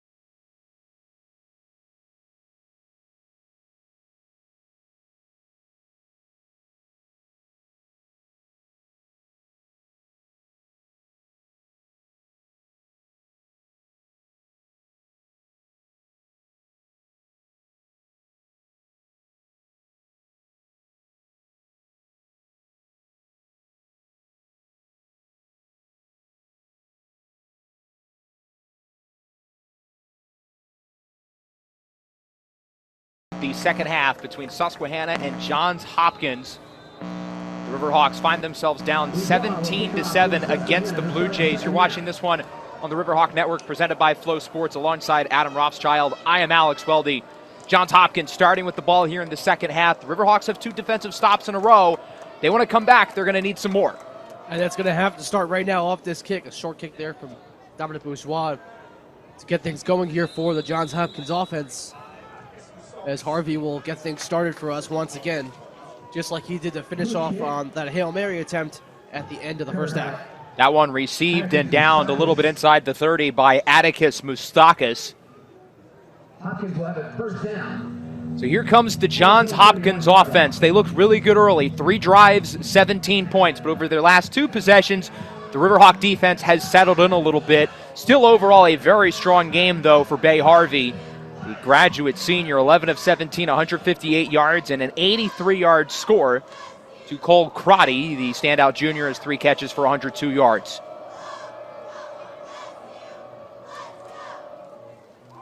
In the pistol, they will hand it off. Schroeder breaks the initial tackle from Dominic Wynn, and he gets around to 8. Romero Lavalace is the one who finishes off the play. So the one big thing you mentioned early on, especially with this defense, a lot of the guys that were on this team 3 years ago when they played at Johns Hopkins in Baltimore, that was one of the big things to keep our eyes on, especially if they would resume from what they saw several years ago. But now it took them a little bit of time to settle in here once again, but you saw in the end of that first half of what this Riverhawk defense was capable of. Second down and less than a yard. A delayed handoff. Schroeder up the middle gets the first down, as he's wrapped up by Ben Fleming and a couple other defenders. Jesse Roosh was there as well. Along with Fleming, is a Johns Hopkins first down. Nice run there by Schroeder for the first down.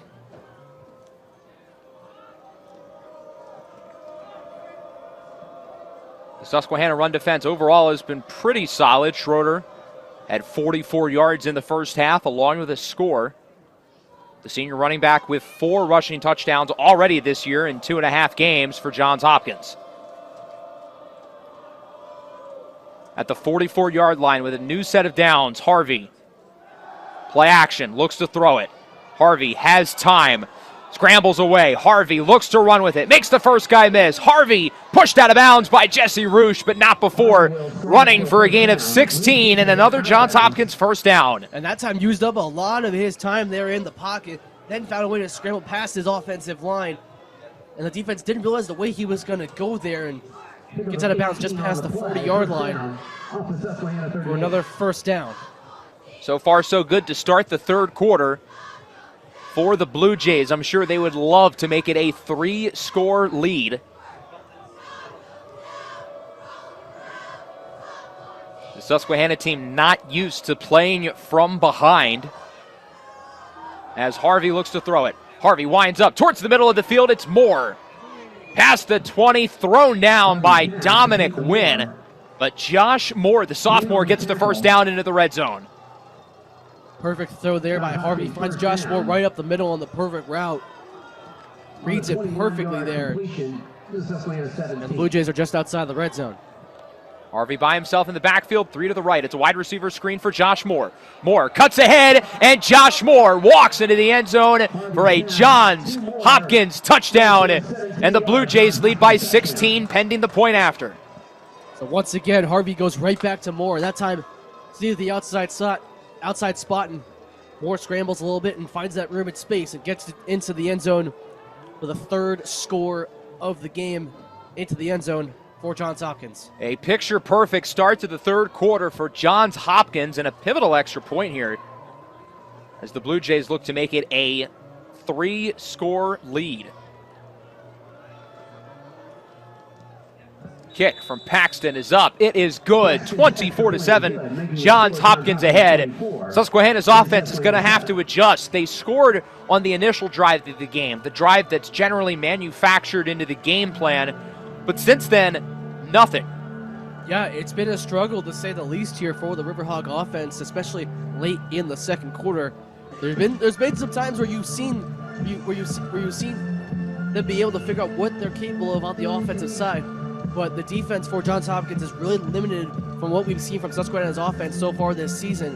And in this second half, it's going to be tough coming back from 3 scores, but if we know what offense that's capable of it, the Riverhawks are definitely a team, of course, being one of the top-ranked teams in Division III football. They know what they're capable of. This offense, we know they are extremely explosive, and it took until the second half to really get going last week, but they scored 56 against Bridgewater. And they did not have Rashawn Lamons last week. They do now. Lamons with 43 rushing yards today on 7 carries. He's been busy through the air. 5 catches, 20 yards, and of those 20 yards, 43 have come after the catch. He's catching everything behind the line of scrimmage and turning out some decent gains. Wait with the kickoff. Long kick. Aaron Angelo lets it roll into the end zone. Angelo led the Riverhawks in rushing last week. Looks like we've got a scramble at around the 25-yard line, some extracurricular after the play. And we'll probably see at least one, maybe multiple unsportsmanlike penalties. Yeah, definitely on that play. Something we'll have to keep our eyes on there as well.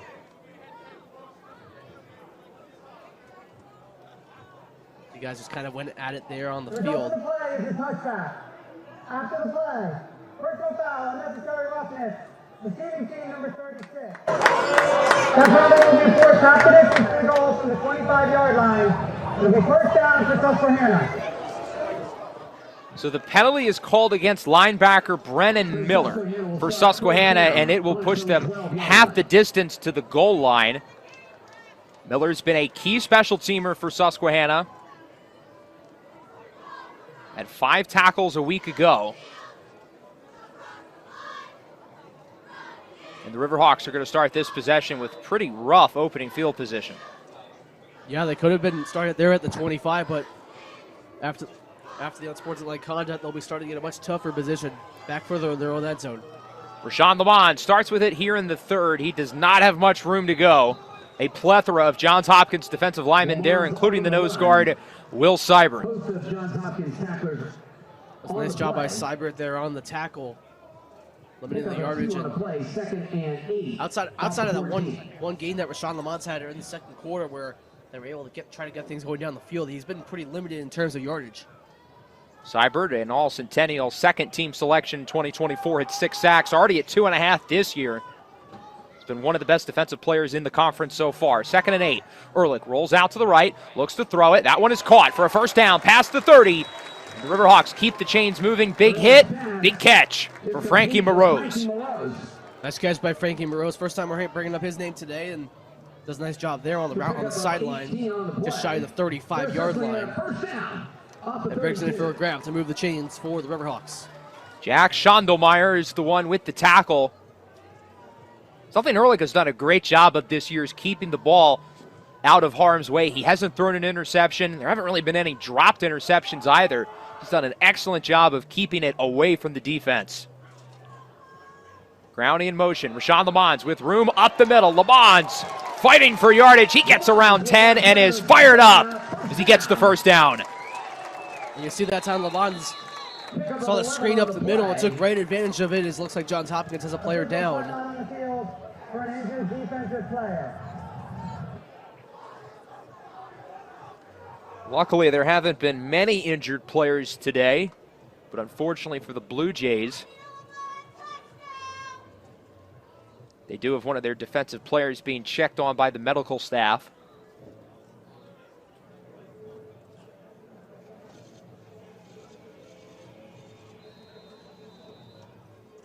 As they check on him, we'll take a short break. We'll be back in just a moment.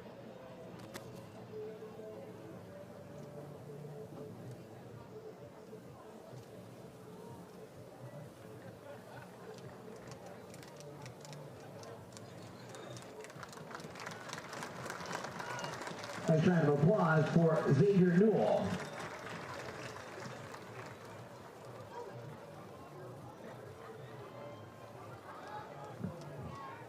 Susquehanna will have a first down on zone 43.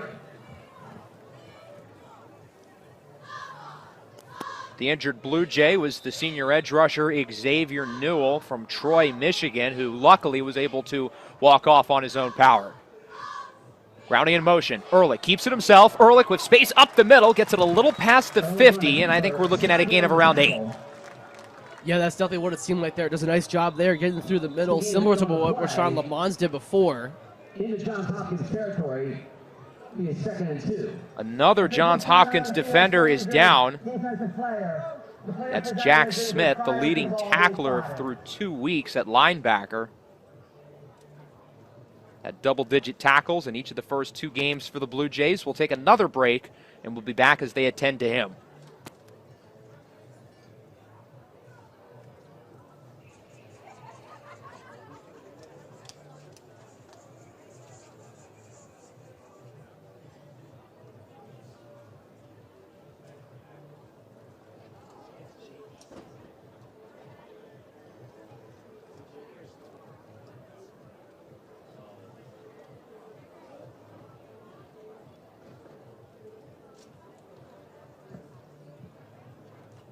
Against Susquehanna, women's soccer continues to lead Marymount 1-0. About 12 minutes to go in that game.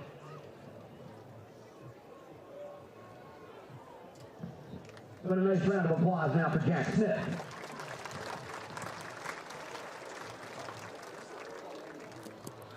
Senior linebacker, Jack Smith helped to his feet.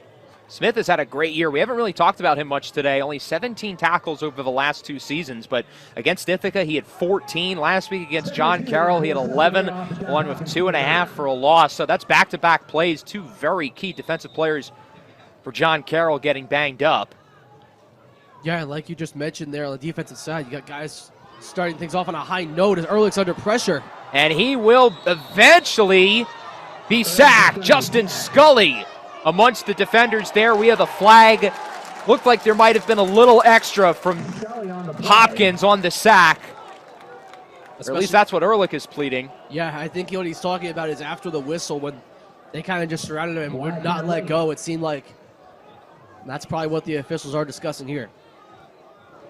It seemed like that play was dead long before the contact from both sides was over.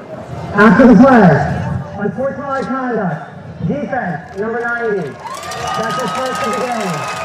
15-yard penalty from the dead ball spot. Automatic first down. So it's Graham Hodge who's the one called for the penalty. Susquehanna gets the first down. That's massive because we would be looking at a 3rd and long, but now Susquehanna has it past midfield. They get the first down. It feels like they have a lot more breathing room in what is a pivotal drive down by 17 points. Yeah, with plenty of time left, this is the drive where you got to score here. And they knew out of the gate that they had to get stops, but weren't able to as Johns Hopkins got the score. But now the Riverhawks have to find a way to respond. Ehrlich, RPO. That one is caught a little bit past the 40. It is hauled in by Carter McCauley, his 2nd career reception. Not quite as impressive as his first a week ago, but a solid gain of around 8. And that time with his first catch of this game. Nice job on the route right there and slides back in towards the middle. Making a nice grab and pick up an 8 on the play. With McCauley's size at 6'3", 185, I imagine the Riverhawks certainly want to make him a focal point of the offense. He'll stay in the game lined up to the left side. Surtz to the left of Ehrlich, as it's a handoff for Matt Surtz, and he is met immediately behind the line of scrimmage. A great defensive play by Johns Hopkins, as it's Noah Smith with the tackle. Looks like no gain on the play. Looks like he's going to lose a few yards there. So 3rd down and 2. The defensive line standing up that time for the Blue Jays. Noah Smith, the senior from Milton, Georgia, came to Johns Hopkins as an offensive lineman before making the switch to the defensive line last year. Johns Hopkins will use their first timeout with 9 minutes and 1 second left in the third. We'll take a short break as both teams talk it over, and we'll be back in just a moment.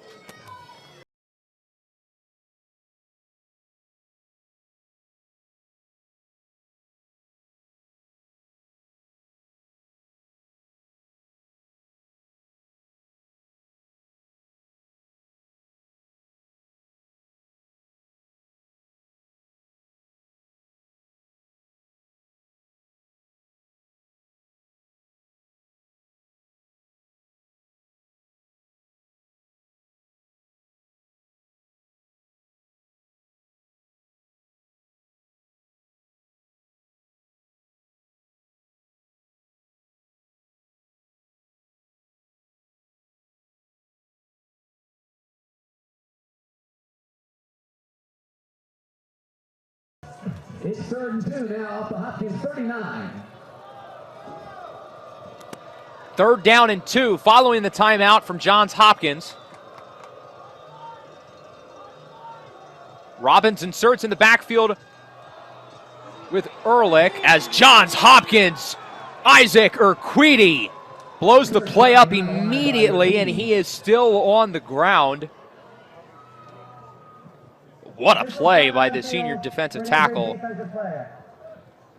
Yeah, we hope he's okay here. That time did a nice job. It pretty much just came out of nowhere to make the stop. Yeah, using his impressive power there to immediately get into the backfield. Susquehanna looking at a 4th and 6. They're going to call that a loss of 4 for the Riverhawks as they attend to Urquidi. We'll take a break. We'll be back in just a moment.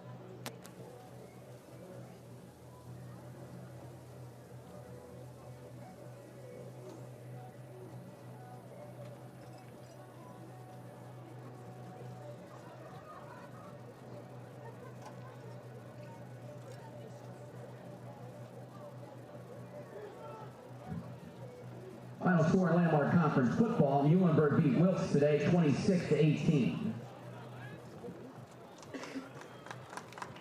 What a nice round of applause once again for Isaac Urquidi. Urquidi helped up and will jog back to the sideline. Hopkins had a couple defensive players get dinged up on that drive as it is a 4th and 6. The offense still on the field for Susquehanna. Now, this could be a pooch punt. We've seen it twice with Josh Ehrlich. But if they do go for it, with 9 minutes in the third, is it too early, this much like close to midfield? Or is the aggressiveness the right call here, down by 3 scores? I think that was the big thing we talked about in the second quarter, especially when they went for the boot punt. I think right now is the time you go for it, especially with it being here in the second half and only 8.5 to go here in the third. Stolfa in motion. Ehrlich looks to throw it. They will go for it. Ehrlich up the middle. Incomplete. Looking for Frankie Moroz, but it's Tyler De Silva with the breakup in coverage, and Johns Hopkins will get the ball back. It's a great throw there by Ehrlich, just the timing there and the defensive pressure, and catch not able to be made, and Johns Hopkins will take over. A great start to the second half for the Blue Jays. They get the touchdown on offense. They get the stop on defense. It really feels like they've had all the momentum roughly for about 30 minutes of game time. The Riverhawks, remember, had that opening touchdown drive lasting over 6 minutes. Since then, not much has gone the way of Susquehanna in this one. Yeah, it's been a struggle with the defense. It's the one thing that's been trying to keep them alive in this game, and trying to keep it at 3 scores is the goal right now. That's Malik Frost, the running back. He gets a couple. Good job by the Riverhawk run defense to stuff the play. Susquehanna has been pretty solid defensively in terms of stopping the run as we look at a 2nd and 9. Yeah, and that time it was the short gain up the side. It seems like everything's been going the Blue Jays' way here in the second half. 2nd and 9 for Johns Hopkins.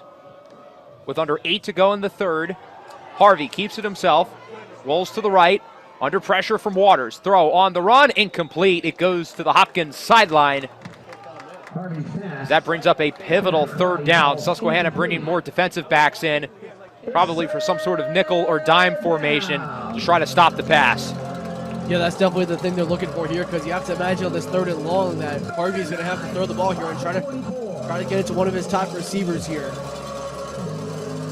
Got to watch for Cole Cronny and Josh Moore out there as they're shifted to the right side of Harvey. If Susquehanna wants to come back into this game, they've got to start stacking some more defensive stops. The defense has played well over roughly the last quarter or so, as it is a 3rd and 9. Harvey looks to throw it. Has plenty of time. He'll go short. Pass is hauled in. Lemon, juke move. Does not get the first down. He's close. But the defense is there. Dominic Wynn leads the charge. Officially a gain of probably around 7 for the running back, Malik Frost. Gain of 8 on the play. Bring up a 4th. With this being a 4th and 2 on the opposing side of the field, you can certainly make the argument for them to go for it. Yeah, it seems like they're going to punt it here, though, in that case, with the offense off the field. And I'm not surprised, especially with the 3-score lead you have right now. The punt seems like the smart play. Rashawn Lamont's back deep. We have not seen him yet return a punt. Again, of his 8 punt returns last year, 3 of them went for touchdowns. Teams regularly punted away from him last year, and that's exactly what Johns Hopkins will do. This ball will roll all the way to the 1-yard line. Susquehanna thinks it might have rolled into the end zone. Yards to the 1-yard line. That's where Susquehanna will take over 1st down. No, they did get it at the 1, so the Riverhawks are going to need to go the entire length of the field on offense. This is going to be a really tough start to the drive right at your own end zone. Lots of pressure on this drive. You have to imagine with the time continuing to wind down, you got to use the clock to your advantage here. And even though we're only in the 3rd quarter, Riverhawks are not going to have many more opportunities to go down the field on the offensive side. That ball's not even at the 1. It looks like it's at maybe the half-yard line. So on these early downs, you think they might look to go up the middle and just try to avoid the safety.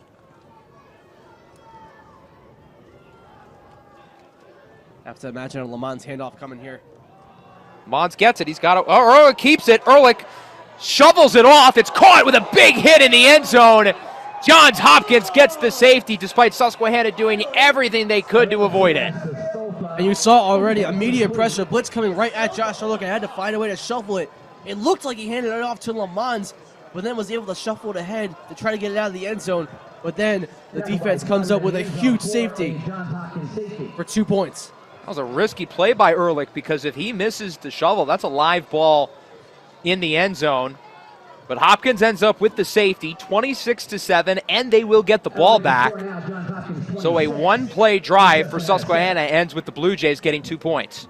And it was a lot of pressure to try to get out of the end zone there, and they were not able to. So it's, again, making this a lot more difficult on the Riverhawks side with just the 1 touchdown today. And their defense is going to have to continue to try and make stops to keep this game from falling apart.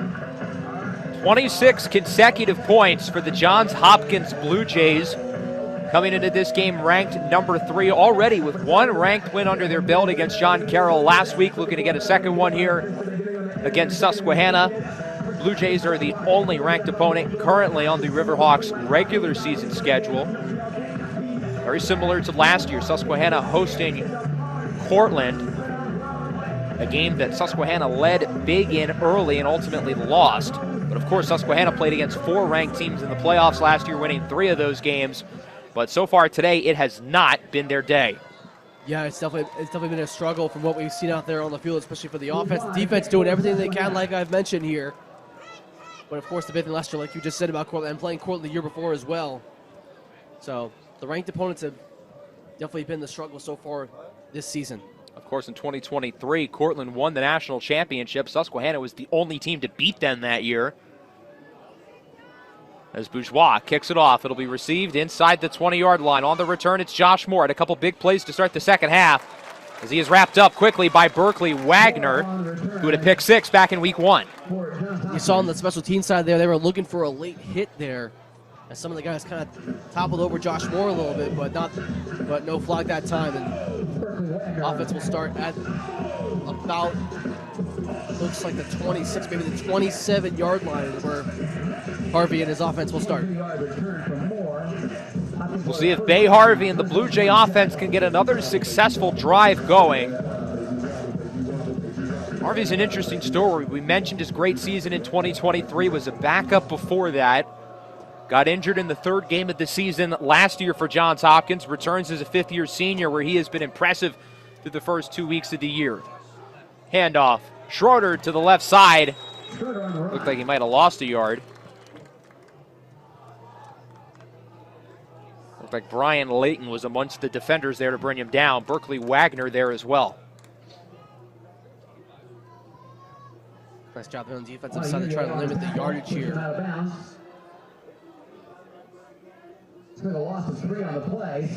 As you mentioned, of course, about Bay Harvey so far this year, 33 of 49, 434 yards and 4 touchdowns and an interception coming into this game.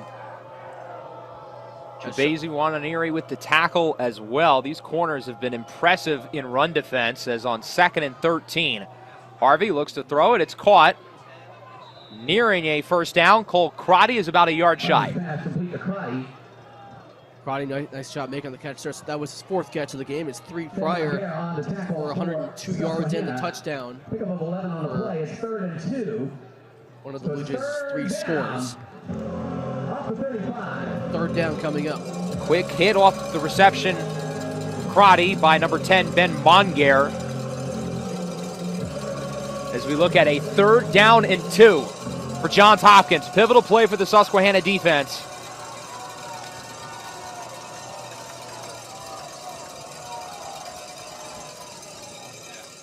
Harvey fakes the pitch, keeps it himself, gets the first down, and slides a little bit past the 40, gains around 4 or 5, but that's all he needs to keep the drive moving.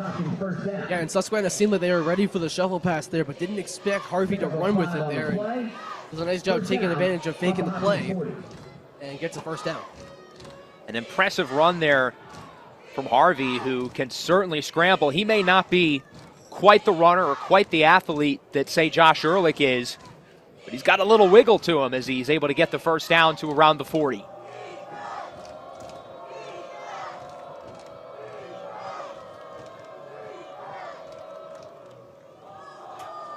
Harvey hands it off. This is Schroeder. And he gets around 7. Shoestring tackled by Wananiri. And again, if you want to be a Susquehanna corner, you've got to be able to tackle. And all these young guys, they can really tackle. Yeah, absolutely. We've seen it from a lot of these guys starting for the first time in their first this season. They've been able to handle the pressure we saw through the first 2 games of the season, but it's been a little bit different here against the tough ranked opponent. They've been, despite giving up 3 scores, they've been trying to hold up this offense here, and have done a nice job here in the second half.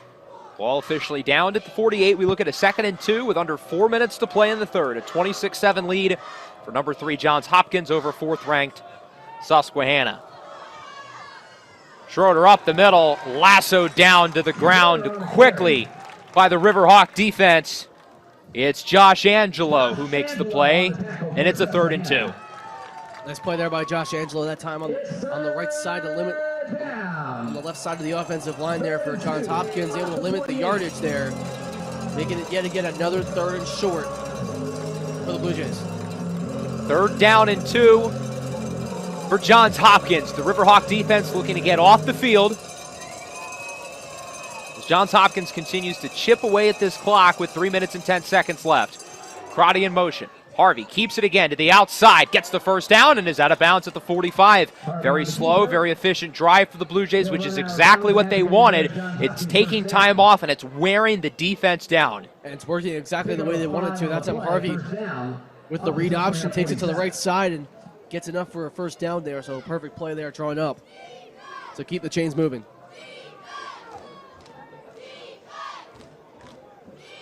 Ball now sits at the opposing 47. Hopkins on the Susquehanna side of the field.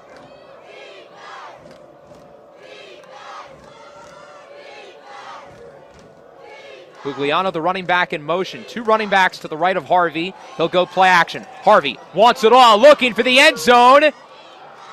It is caught. What a catch by Cole Crotty inside the 5.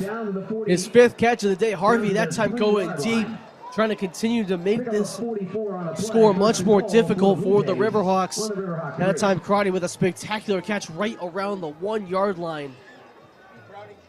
So now it'll be 1st and goal for the Blue Jays. Crotty had a singular step on Wananeri, and that's all he needed. A terrific throw by Bay Harvey, placing it perfectly into the hands of Crotty, who continues his fantastic afternoon. 1st and goal for Johns Hopkins, looking to add to the lead. Up the middle, into the end zone. Fighting for yardage. Is he in? Yes, he is. Jeff Schroeder. It is officially a touchdown called by the officials. A 32-7 lead for Johns Hopkins, and they are really starting to build a very large lead. And they're definitely starting to try to pull away with this one as well. That time Schroeder gets in for his 2nd touchdown of the game. And Crotty, of course, that was his 5th catch. Now 157 yards for him on the day as well, as they go for the extra point. Point after try from Paxton is good. Crotty averaging over 100 yards per game through his first 3 games of the season. And it's easy to see how he had over 1,000 yards in 2023, how he had over or almost 800 yards last year. He could be on pace to shatter both of those marks here in 2025. He has been fantastic in this game with a couple of huge plays. Yeah, and especially here down the stretch, and even early in this game, there's been some big plays where Cole Crotty has stepped up and has done a nice job throughout portions of the game, making big-time plays. And it's been all thanks to the arm of Bay Harvey making those deep throws, and has the trust in Cole Crotty to make those difficult catches down the sideline. So now at this point, if you're the Susquehanna offense, you've got to really change the game offensively, trailing now 33-7. A 26-point lead for Johns Hopkins. And now if you're Susquehanna, you're going to be looking to move quickly, probably get the vertical passing game more going. Ehrlich's had some good throws down the field, and overall, Ehrlich has played a good game, but Riverhawks are going to have to adjust with 1.5 minutes to play in the 3rd. And then you got the whole 4th quarter after that as well. So still time to work with here, but you're down 4 scores, and it's going to be really challenging to come back from this deficit. Riverhawks will let that one roll into the end zone. They know that they need all the time that they can get. So the Riverhawk offense will start with it once again.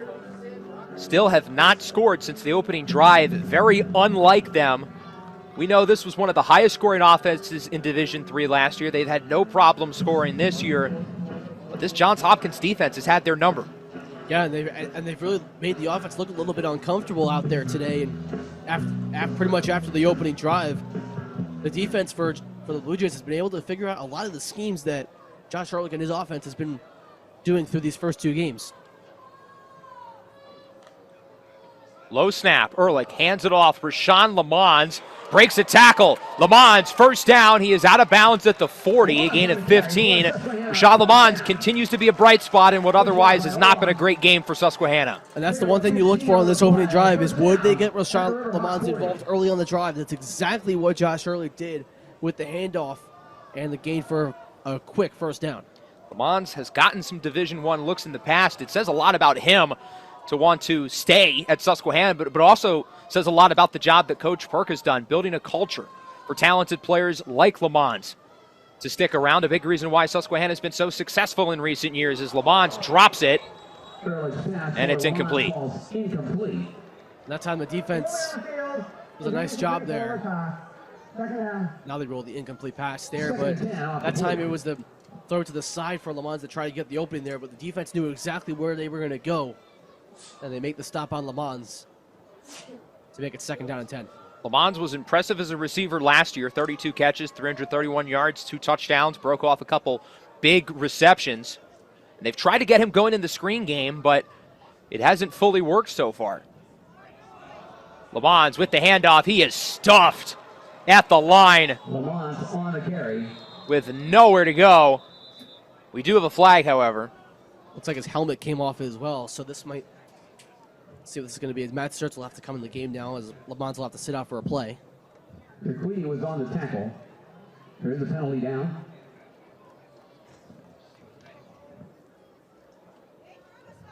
Personal foul, face mask. Defense number 96. 15-yard penalty, automatic, first down. Isaac Urquidi called for the face mask. Both him and Xavier Newell, who were banged up early in the quarter. Good to see them back in, first of all. But both of them, they're blowing up the play. Can't have that late penalty, though. It gives Susquehanna an automatic first down. It would have been a 3rd and 10 with Rashawn off the field. He'll still be out for this play as his helmet came off, but a big break for Susquehanna. Absolutely, and now it gives them a new sense of energy here on this drive and puts them in good field position. Play action for Sturts. Ehrlich rolls to the right side. Ehrlich on the run, can't find anyone, and he will throw it away in the area of Michael Robbins. Pass goes incomplete. So that time Ehrlich scrambled to the right side, saw Robbins in double coverage there, not able to get it to him, so he had to throw it away instead. Second But down for the Riverhawks. try to get a gain there, but it'll be second down. With 26 seconds left in the third, the Riverhawks still have been held off the board since the opening drive, headlined by a 21-yard touchdown reception by Hunter Morganroth. Hopkins has done a good job keeping these receivers out of the game. Morganroth only 2 catches. Stolfa only 2 catches. Growney had the one big one, but that's it. Sturts up the middle, gets around 4. As we look at a 3rd down and about 6. Justin Scully, the one with the tackle. Nice tackle there by Scully to get the stop there and making a short gain there for Matt Sturts. Has had many touches this afternoon, but it was 5 for 4 yards gained so far. The third quarter flag. That will wrap up the third quarter. Much of the same for Johns Hopkins. A touchdown, a safety, followed by another score. The Blue Jays lead at 33-7 with 15 minutes to go. We'll be back in just a minute. Major College scores now. Texas Tech ranked 17th, 16th ranked Utah 13-10 in the fourth quarter. Arkansas leads Memphis 31-26 in the fourth. Again, Syracuse still leading Clemson 24-14. That game is delayed. 15th ranked Tennessee with a 49-10 lead on UAB in the third quarter.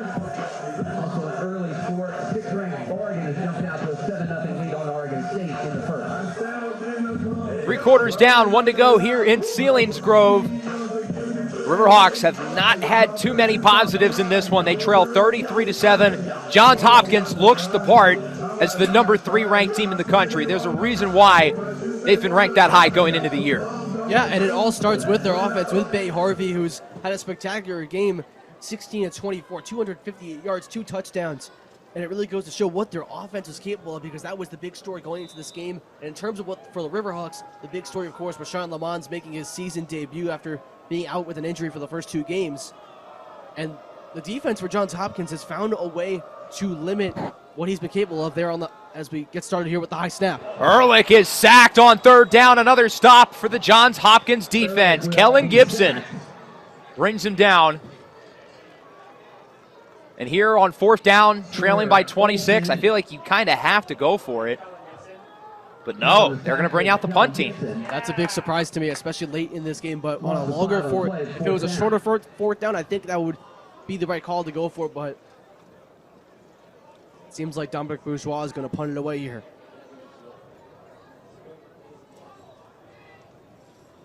The Blue Jays have regularly had 2 players back deep to return. Moore has done a bulk of the work as the punt returner. Alex Orecchio, the first year's there as well. Orecchio under it. He'll call a fair catch at the 9-yard line. A good punt by Dominic Bourgeois. With the fair catch. But this gives Johns Hopkins plenty of field to get through, which means more clock to burn. Yeah, and you have to imagine this is the drive where they're going to try to burn a lot of clock to not give the Riverhawks another opportunity to get back in this game. It would be a tough mountain for them to climb to get back in this one, but it's been a challenge to say the least against one of the top-ranked opponents in D3 football.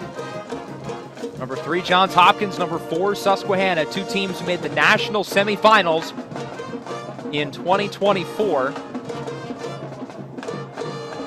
Both teams won 3 postseason games a year ago. But today it's been the Blue Jays who have been extremely impressive on both sides of the ball.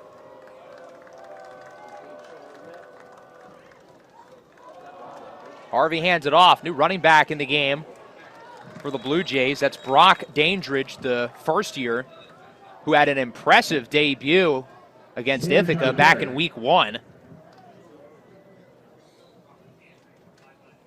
Underwood on the tackle. Gain of 2 on the play. Gain of 2 officially for Dandridge.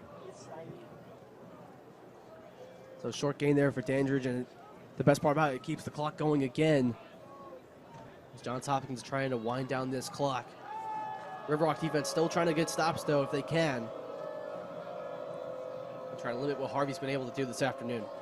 Dandridge at 8 carries, 79 yards, and a score in the win at Ithaca 2 weeks ago, as he is tripped up by Jesse Roosh. Roosh on the tackle. Flag on the play here as Busy, well. his 6th tackle. We do have a flag.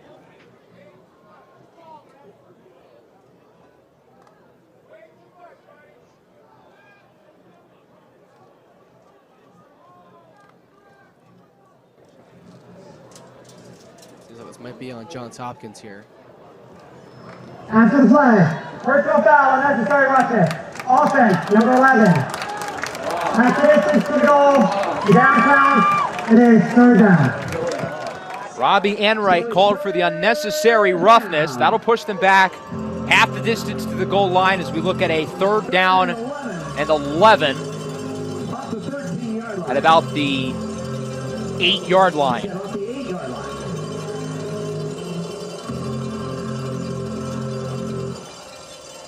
Dandridge ran it on 1st and 2nd down. Wouldn't be surprised to see them go back to him again, looking to take off an additional 40 seconds of clock. Play clock at 3. Harvey in shotgun hands it off. And Dandridge is stopped. Jesse Roosh again brings him down. He was close to the 15, as it'll be a 4th down, and Hopkins will punt it away. Nice job there by Jesse Roosh making the stop there. And what I definitely expected the run there for Hopkins, and that's exactly what they did. And now they'll have to punt it away, and the Riverhawks will get the ball back. Rashawn Lamons back deep to receive the kick from Chase Alley. Another line drive. Wouldn't be surprised to see Lamons try to pick it up and go for the big play as he's got it. Lamons with he gets out of it and is wrapped up past the 50, a gain of around 5. Good job by Lamons. It looked like he was down, but was able to get up and get a few extra yards. Yeah, he had to scramble at the very last second with the ball kind of bouncing towards him. It looked like he almost lost it at first, but was able to get it back and get the offense up to around the 50-yard line. So what looked like was going to be the drive starting around the 42, 43-yard line gets them to about the 50. Holding, receiving team number 3. 10-yard penalty from the end of the kick. 1st down, Susquehanna. Susquehanna is going to lose 10 yards. Romero Lavalace called for holding on the punt return. Now it basically sets them back where Lamons pretty much returned the ball from. Or actually even further, rather. So the penalty from where Lamons received the ball will give Susquehanna a 1st down. So Susquehanna will get it at the 33-yard line. The Riverhawks lose 10 yards where the flag happened, not where the play ended. So it's really a net loss of about almost 20 yards.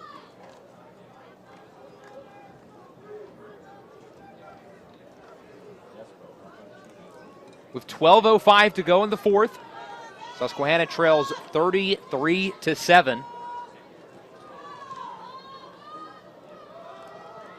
Ehrlich keeps it on the option. Late pitch.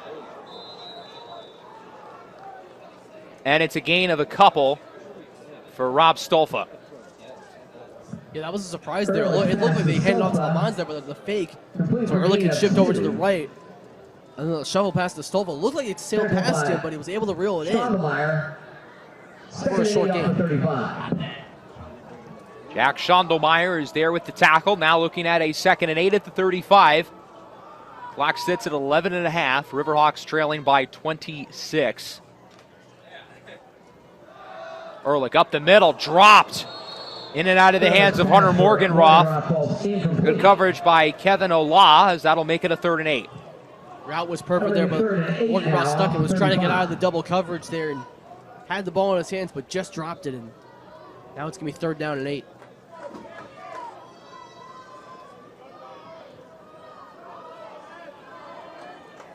Ehrlich with 2 players in the backfield.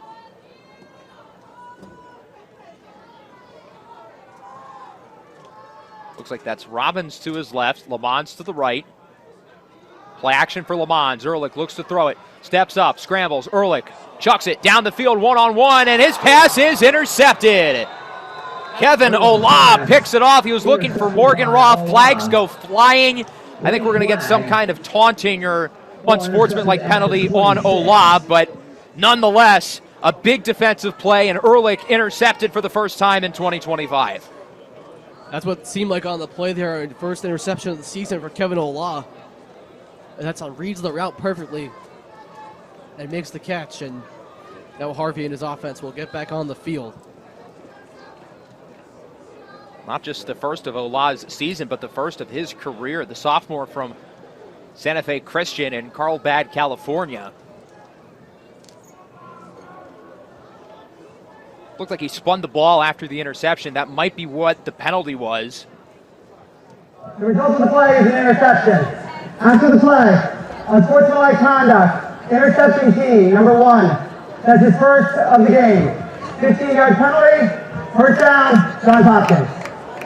It is on Ola, so clearly the officials took offense to the spin he made with the ball after the play, but more importantly, the interception still counts, and it pushes Johns Hopkins back 15 yards, which really is not the worst thing for them because, again, now they have more field to get through, which means they have more time to take off the clock. Yeah, if you're the Blue Jays, you're okay with that because you want to just keep chipping away and keep running the ball up the middle. Seems like that's been the big thing that's been working for them, especially here late in the second half after the big throws earlier. They're going to run it with Malik Frost, and he is trying to get something out of nothing. Instead, it just makes things even worse. A big loss from the Susquehanna defense. Josh Angelo finishes him off. What a nice job by Angelo. Reading where the run was going to the left, brings him down, and looks like gets him down around the 5-yard line. Like a loss of 8 on the play. A loss of 8 on the play. On his own 7-yard line. That was really Galen Lehmantor who blew up the play on the right edge as Malik Frost officially loses around 8.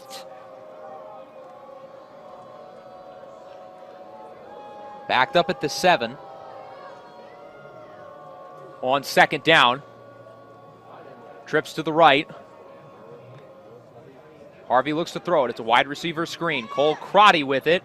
Tries to bounce it to the outside, but he is wrapped up.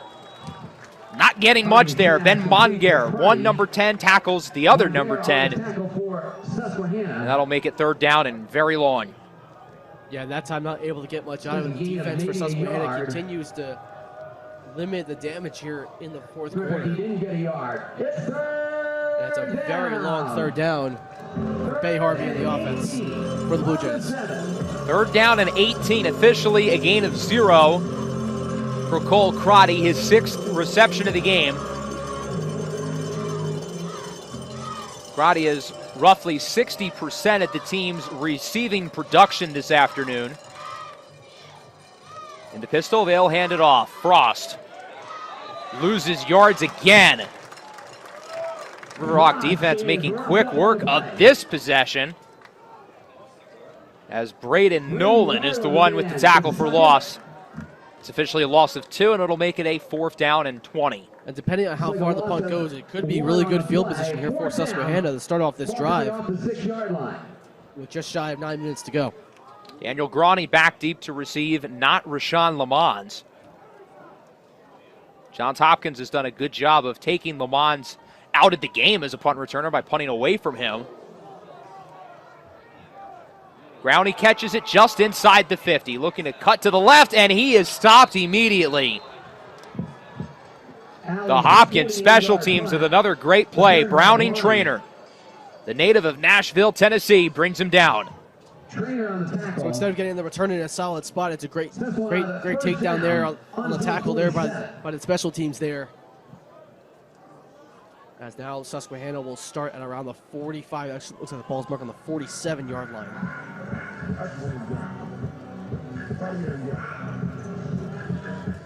So it'll be Le Mans once again to the left of Josh Ehrlich. Starting offense stays in the game for Susquehanna. Le Mans to the left of Josh Ehrlich on first down with 8:42. Ehrlich rolls to the left side. He'll go short. Rashawn Le Mans gets it, and he's out of bounds for a gain of around 8. And a smart play there that time, as Le Mans ran the route perfectly to scramble that time, and Ehrlich had plenty of room to make the throw. And Le Mans does the smart play by getting out of bounds to stop the clock. Le Mans' 6th reception of the afternoon. Nobody for Susquehanna other than Le Mans has more than 2. On second down, Ehrlich play action, looks to throw it on the RPO, and it is dropped. In and out of the hands of Carter McCauley. Good defense by Tyler De Silva to rip it away, and that'll make it a 3rd and 2. Yeah, that time De Silva comes from behind and deflects the ball out of his hands. Does a nice job there, forcing the incomplete pass. And a quick 3rd down for Susquehanna. 3rd down and 2. The Riverhawks with 8:09 to play in the 4th. Blue Jays show blitz with 7 guys surrounding the line of scrimmage. Ehrlich will look to throw it. Ehrlich lobs it up down the field. That one is overthrown, incomplete. He was looking for Moroz, who I think had a step on Schondelmeyer, but the pass is off the mark. A little too much mustard on that one. It seems like this time they're going to go for it on 4th down, especially with how late in the game it is, near with 8 minutes to go. That was the route that ran perfectly. They're just a little bit too overthrown, like you mentioned before. And now a 4th down and 2. Let's see what the Riverhawks do here. Ehrlich and empty has 2 receivers to his left, including Rashawn Le Mans lined in the slot with 3 more to the right. This could be Susquehanna's final chance. Ehrlich keeps it on the draw, runs into his lineman. Johns Hopkins thinks they stopped him. I think he got it, but it was close. He does get it. Yeah, I was going to say, until the chain started moving, it seems like he got it, so drive's going to keep going for Susquehanna. And they still do have all 3 of their timeouts. That's something, especially with 7:40 to go now, it's something they're going to have to keep in mind here as the clock continues to tick down. Ehrlich ran into the first-year right guard, Evan Saylor, and it almost stopped him from getting the first down as it's play action. Ehrlich surveys the field, scrambles up the middle again, and he is wrapped up a little bit past the 40 by Browning Trainer. Looks like he got up to about the 37-yard lines where the ball's been marked here.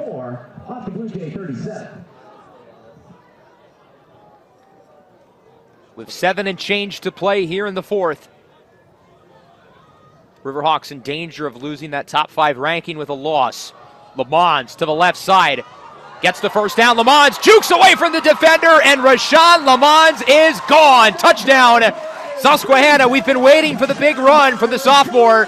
37 yards for a touchdown. And the play that Josh Ehrlich has been waiting to run all game. That time with the perfect handoff to Le Mans, who gets around the tackles, finds the open seam, and takes it to the house for a touchdown to give the Riverhawks their 2nd score of the game. Rashawn Le Mans, an explosive play machine, with the first of likely many touchdowns for his season. He's got over 100 yards rushing today on 9 yards per carry and puts himself in the top 10 in school history in rushing yards, despite only playing just over 1 season, as the extra point is good by Bourgeois, and that'll make it 33-14. So a big drive there. It was a lot of pressure, especially going forward on 4th down at times. Josh Rogue able to get it that time before, and then Rashawn Lamont's able to finish it off with a touchdown for their second score of the game to make it 33-14, Johns Hopkins. Lamont has had quite the afternoon. 12 carries, 108 yards, and 6 receptions for 28 yards. Even though Susquehanna as a unit has certainly not had their best game, it's been great having Rashawn Lamont back, looking like the same explosive All-American who led this team to the semifinals a year ago in his first year. Yes, and a lot of those plays we saw on this drive with him right there, of course, running in for that touchdown. A lot of the plays, just like the opening game he had last year against Bridgewater, similar play design like that as well, and that time was able to get in for the score. But now it's up to the Riverhawk defense. Can they get stops and try to limit Johns Hopkins from what they've been doing throughout this game, and especially with 6:48 to go, get stops and use their 3 timeouts to their advantage.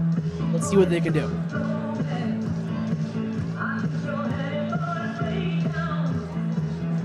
Bourgeois sets it up. The Riverhawks coming off their longest offensive play of the game, a 37-yard touchdown for Rashawn Lamont. Susquehanna scoring for the first time in over 45 minutes. That's a long time for this offense. A 33-14 lead for Johns Hopkins. Bourgeois kicks it off. It's short. It'll be received at around the 15-yard line. Ball's out. Fumble. Riverhawks say they have it. And it looks like they do. Johns Hopkins fumbles the kickoff. Griffin Semrad lost it.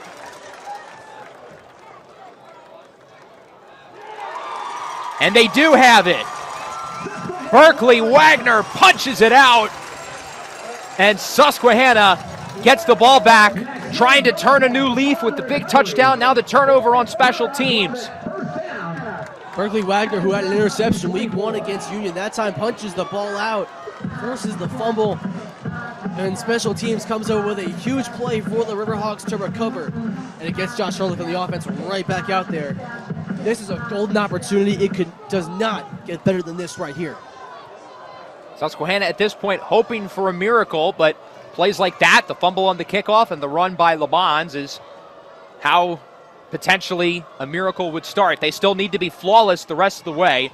Ehrlich, sidearm throw, caught. Daniel Growney inside the 10 for a first down, and they're probably going to get back to the line very quickly. And this is quick plays, again, like you see it. Once again, they're getting back quick to the line, but Ehrlich sees the throw quickly and gets it off to Growney for a first down and gets them right back in the end zone. But now you see Lamont's coming back in here, so this is a question of what they do. Do they go to Lamont's here, or do you go to your receivers here? That's the big question on this play right here, because you have to imagine with time ticking, they're going to be throwing. This clock is moving, 6:11 to play in the fourth. Rashawn Lamont's back in at running back. Trips to the left side. Morgenroth, Growney, and Stolfa, while Robbins is in at tight end to the right. Lamont with the handoff. Oh, he goes for the pass. Incomplete with a flag. Looked like Robbins drew the pass interference. Yeah, it seems like, yeah, that's what I was just going to say. Pass interference is definitely what you're going to be looking for on this play here from the flag. This is huge for the Riverhawks, if that's what it is. Defense, number 11. Carson Bordeaux is called for the penalty. Susquehanna's trick play kind of works. Lamont did throw a pass last year. It did go for a touchdown. So the creative play call gets Susquehanna near the goal line by drawing the penalty. It won't show up on the stat sheet, but it's just the same as a big first down. And it's gotten the crowd back into this game as well, especially with the fumble recovery and the penalty there, and a golden opportunity for Susquehanna inside the 10. Susquehanna in the eye on first down at the 2. Lamont bounces to the outside, stiff arms the defender, reaches over the plane, and he appears to be in. Rashawn Lamont, his second touchdown of the game. Another great play there on the offside there as Lamont gets into the end zone. But the one thing to keep our eyes on is Johns Hopkins had a player that came in late, right before the ball was snapped. So that's what the penalty marker is down for.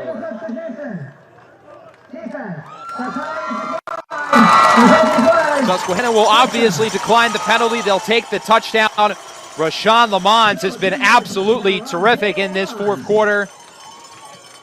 A regular day in the office for him. 8.5 yards per carry. And the offense looks like they're going to stay out there and go for the 2-point conversion here. Definitely a smart play to try to bring this game a little bit closer. Looking to cut the lead to 11 with 5:48 to play in the fourth. That's Aaron Angelo in the backfield with Ehrlich. Ehrlich rolls out to the right. Will he look to run it in? Ehrlich, stutter step, throw is caught.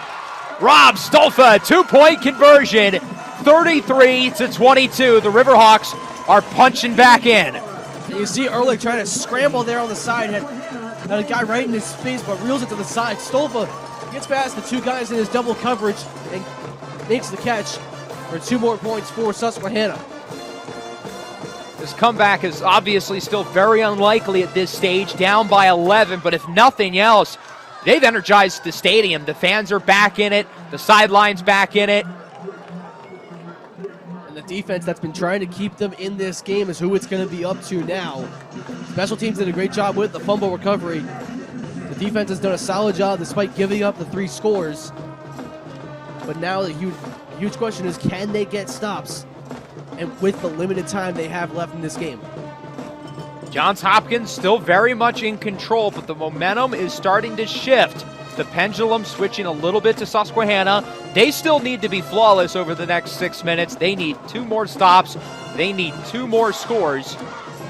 The decision to go for 2, though, is a really smart one, because if they score another touchdown and get another 2-point conversion, they're only down by 3, which means a field goal would tie it.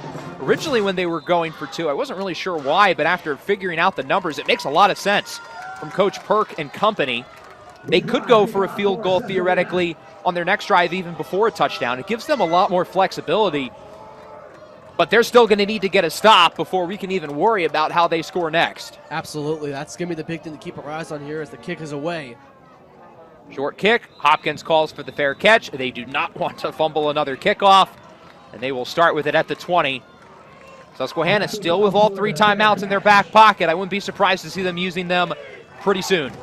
Absolutely. The defensive pressure they're going to bring on, I would expect a lot of blitz and defense and on the defensive line here.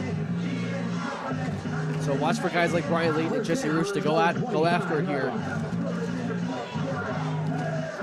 Corners are also going to have to keep an eye on their receivers. Harvey may turn to his receivers as well.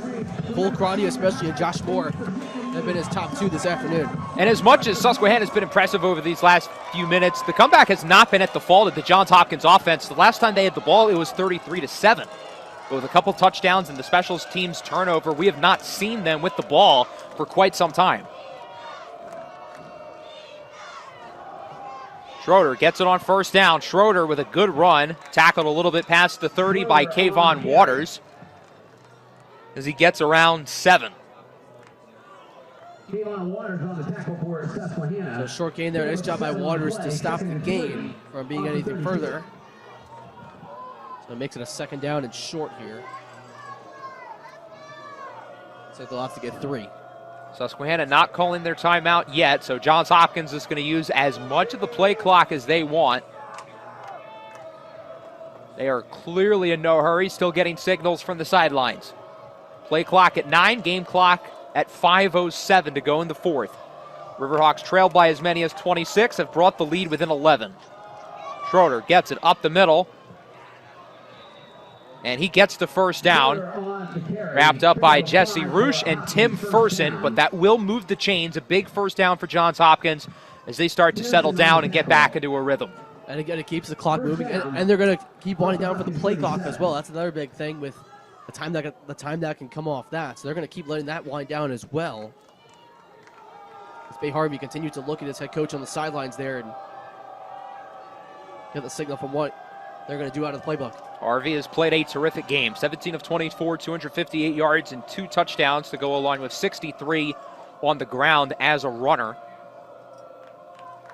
From the 37, they'll snap it at 3. Harvey keeps it on the option pitch.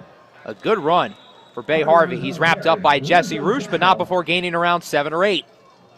Harvey does a nice job there going to the left side, using his offensive line, and goes around and gets up to about the 45. 2nd and 3 off the Blue Jay 44. Just like the last time on second down, it was also a 2nd and 3. So similar scenario again. They just continue to run the ball and run the clock out is what they're trying to do. Officially a gain of 7 for Harvey. He now leads Johns Hopkins in rushing, averaging just shy of 8 yards per carry. He's been super efficient, has not been sacked once. This offensive line, one of the best in Division III, and they have certainly looked the part today against this young defensive front. Schroeder up the middle, gets the first down, and is sent down at around the 45 by Berkeley Wagner. But Johns Hopkins is continuing to move the ball, and they're more importantly continuing to chew the clock. Absolutely. Now with the clock at around 3 minutes to go now, they're going to keep doing this probably until the 2-minute warning, you have to imagine. But Susquehanna now realizes that, and they're going to take a timeout. Yeah, so this is going to be where the Riverhawks begin to use their timeout. That's their first. As they look to regroup, we'll take a short break. We'll be back in just a moment. 16th ranked Utah. They lead at 34-10 with just 35 seconds left. 15th ranked Tennessee, 56, UAB 17. That's the fourth quarter score. Oregon and Oregon State right now are tied at 7 apiece late in the first quarter of that game.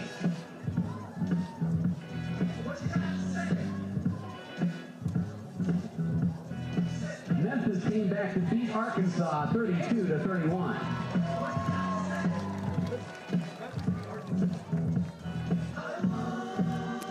3 minutes and 12 seconds left here in Selinsgrove. A few minutes ago, we thought this game might have been a lost cause for Susquehanna, but they've fought back impressively, down by 26 points. Give them credit. They have not laid down and quit.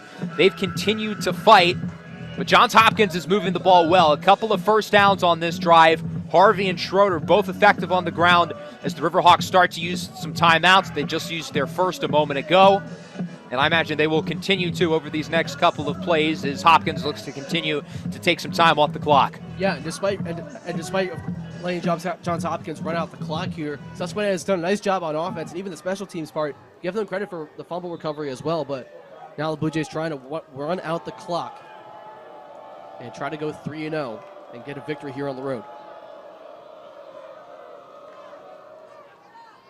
On first down, they'll run it with Schroeder up the middle. Schroeder gets to around the first down marker. Berkeley Wagner brings him down once again. Busy fourth quarter for Wagner. It's a gain of 9 for Johns Hopkins. The Blue Jays consistently churning out these 6, 7, 8, 9-yard runs, which is perfect for them. They're able to get continuously solid gains and either force the Riverhawks to use timeouts or burn some clock. Susquehanna not using one after the run by Schroeder there. Yeah, that's been the big thing so far from what we've seen on this drive, and just continuing to run down the clock. And Harvey's been using Schroeder to his advantage on the ground here. He's had a big game on 15 carries at 86 yards. Schroeder gets it again and is thrown down by Galen Leemantor. Doesn't get anything on that play, and we're looking at a third down and probably 2. That was a smart time for Tom Perkovich to call a timeout here with the loss of a yard on the play. To try to give them more time. 33-22, Riverhawks calling their second timeout. As Susquehanna knows this third down play is extremely pivotal, looking to get a stop, maybe get the ball back. We'll take a short break. We'll be back momentarily.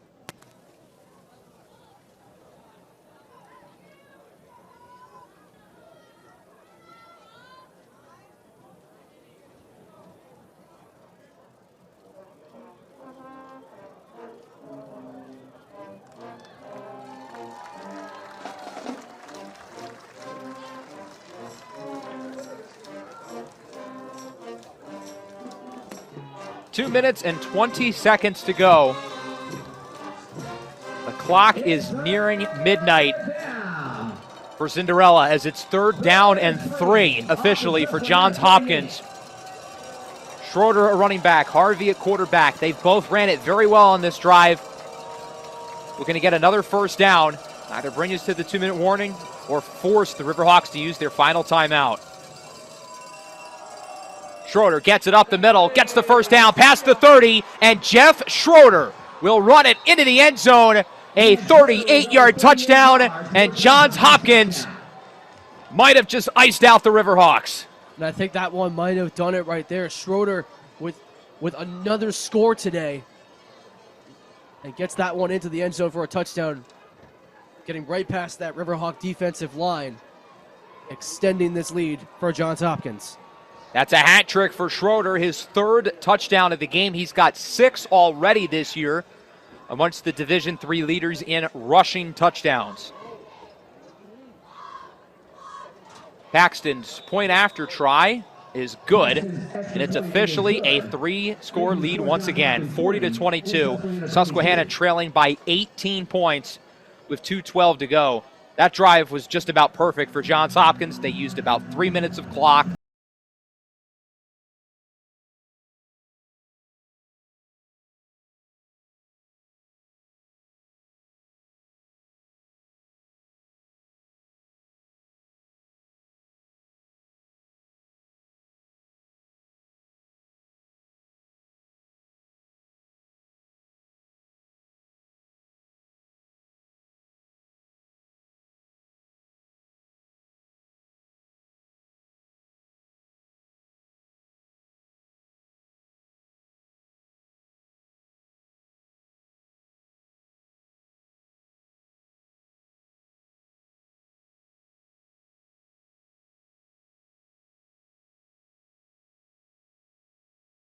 Champion North Central.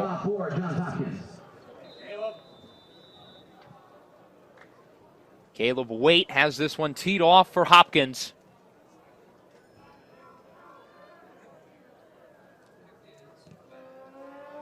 High booming kick will be received at around the 5-yard line. Hunter Morganroth pitches it. That might have been a forward pass, but it looked like it was legal. Growney slides, gets up, and is tackled at around the 20. So it looks like Morganroth's throw is behind him. Otherwise, there would have been a flag. Susquehanna, as you can see, pulling out all the stops. We're seeing tosses and passes mid-play, just trying to throw anything at the wall and hope it works. The official's now talking it over, so maybe his pass was forward. Yeah, I think that's definitely what they're discussing here, and especially with it being 2:03 on the clock, they'll probably be able to get off one play before the 2-minute warning.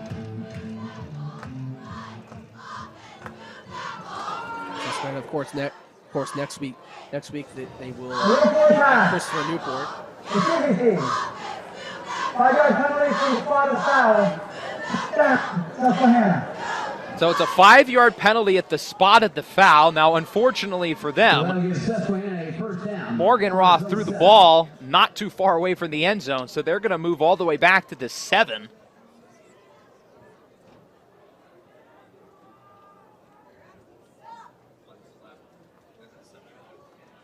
And Susquehanna is going to need to go 93 yards down the field for a touchdown, and obviously they're going to have to do it fast. Yeah, it's going to have to be very quick. Lots of throws. Final play before the 2-minute timeout. Ehrlich scrambles, slides, and he gets around 9 or 10. It does not look like they'll give him the first down, and that will bring us to the 2-minute timeout here in Selinsgrove. A 40-22 lead for the Riverhawks. We'll take one more break, and we'll be back in just a moment.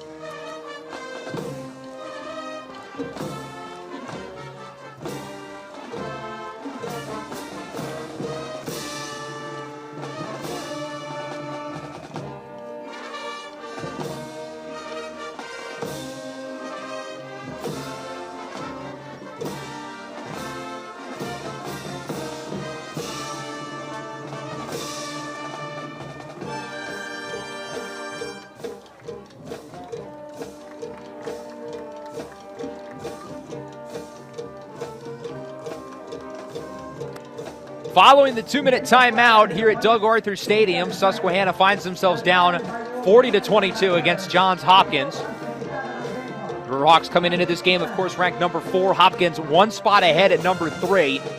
2 top 5 Titans clashing off. But it's been Johns Hopkins who's got the better of them today.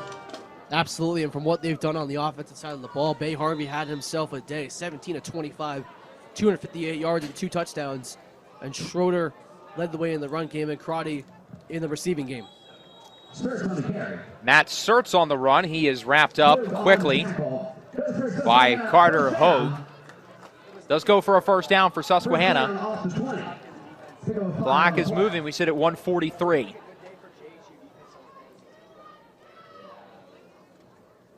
Trips to the right. Ehrlich rolls out to the right with a block from Surtz. Under pressure now from Hogue. And he'll throw it away in the area of Rob Stolfa. Ehrlich's pass intended for Stolfa goes incomplete. That time he tried to get away from the pressure and had to go all the way back. He does a nice job getting it away, so it's not a loss of yardage. That stops the clock at 1:30.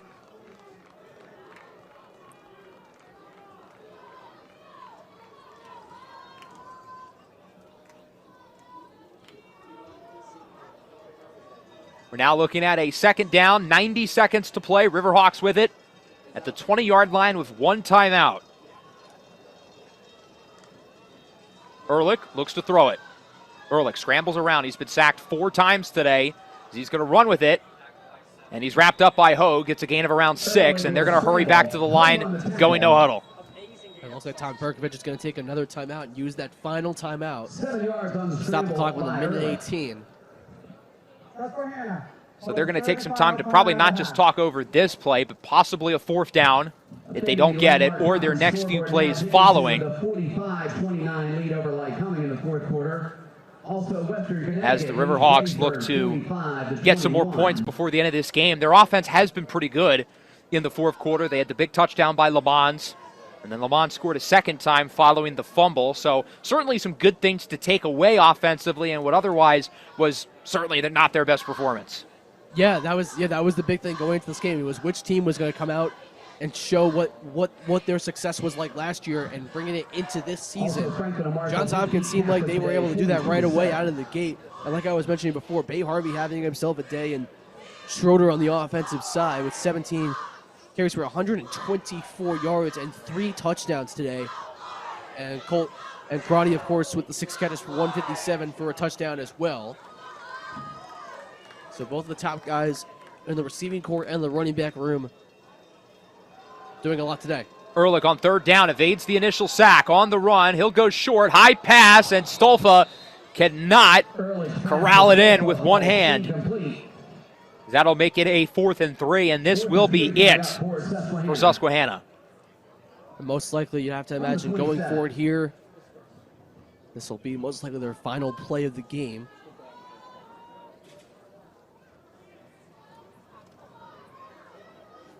And then if Johns Hopkins does get it back, all they have to do is a kneel down. 4th down and 3. Riverhawks sit at the 27-yard line with the game and their undefeated season on the line. Stolfa in motion. Ehrlich looks to throw it. Rolls to the left. Ehrlich's going to throw it up, hoping Growney can come down with it, and he does! Daniel Growney, what a catch! Just shy of the 40. We have the flag, but what a catch by the first year. Yeah, that time Ehrlich seemed like he just had to heave it away with all the pressure. And Growney was in the perfect spot, making the catch. But let's see what the official ruling is here with the flag. Pass went for 30 yards. Growney's body control and his catch radius is ultra impressive.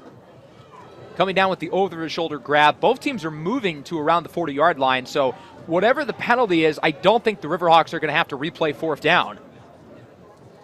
There was some contact with the receiver and the defensive back. It could be a DPI.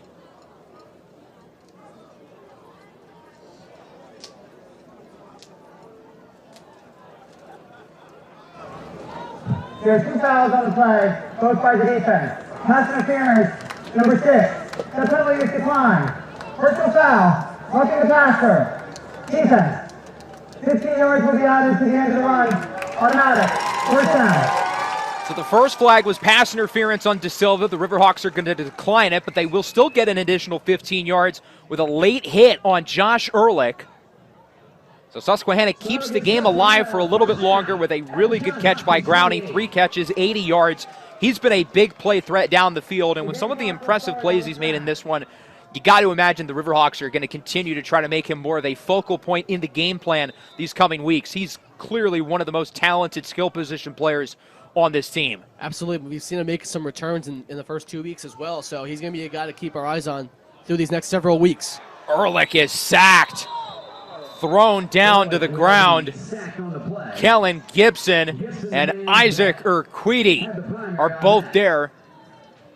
Urquidy's a guy we had highlighted as one of the stars of this defense, a defensive tackle, and he certainly has impressed today. Yeah, we talked about him a lot this week, and it's led to Josh Ehrlich getting sacked several times today as he gets that one away. He'll dump it off short.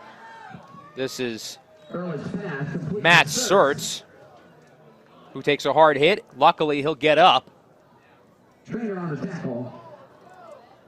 Browning Trainer with the tackle. We're looking at a 3rd and 5 with just 21 seconds to play in the 4th.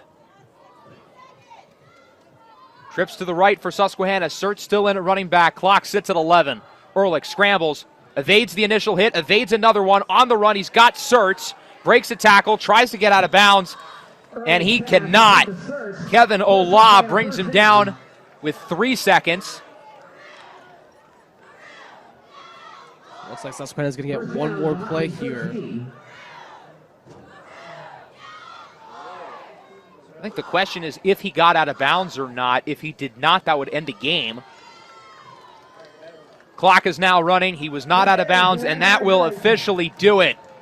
40-22. Johns Hopkins, ranked number 3, defeats number 4 Susquehanna. The Blue Jays go to 3-0, while Susquehanna drops their first game of the year, going down to 2-1. Yeah, it was a great start on the first drive with the early touchdown, and since then it was a struggle throughout the rest of the game. Of course, Hunter Morganroth was the early score for Susquehanna, and then Rashawn Lamons with the 2 late touchdowns in the 4th quarter, but it wasn't enough. It was too little, too late. But Johns Hopkins comes into Selinsgrove and gets it done on the road, and now they're going to be 3-0 as they continue with their schedule, as they'll be playing against Dickinson at home, as they'll have 3 straight games at home down in Baltimore. Bay Harvey finishes 17 of 24, 258 yards and 2 passing touchdowns. Jeff Schroeder on the ground, 17 carries, 120 yards and 3 scores. Harvey adding 70 additional yards. Cole Crotty through the air, 6 catches, 157 yards and a score. Josh Moore, 5 for 59 and a touchdown. For the Riverhawks, Josh Ehrlich, 18 of 30, 199 yards, a touchdown and an interception, along with being sacked 5 times. One of the few bright spots, though, was Rashawn Lamons, 13 carries, 110 yards, and 2 touchdowns, along with 6 receptions for 28, while Daniel Growney leads the charge receiving-wise, 3 catches for 80 yards. That'll wrap this one up. The Riverhawks lose 40-22. They will travel to Virginia next Saturday for their first road contest of the season against Christopher Newport. Following a bye week, Susquehanna is set to return home in 3 weeks to kick off landmark conference play against their arch rival, the Lycoming Warriors. You are watching on the Riverhawk Network, presented by Flow Sports, along with my partner, Adam Rothschild. I am Alex Weldy. We say so long for now, and go Riverhawks.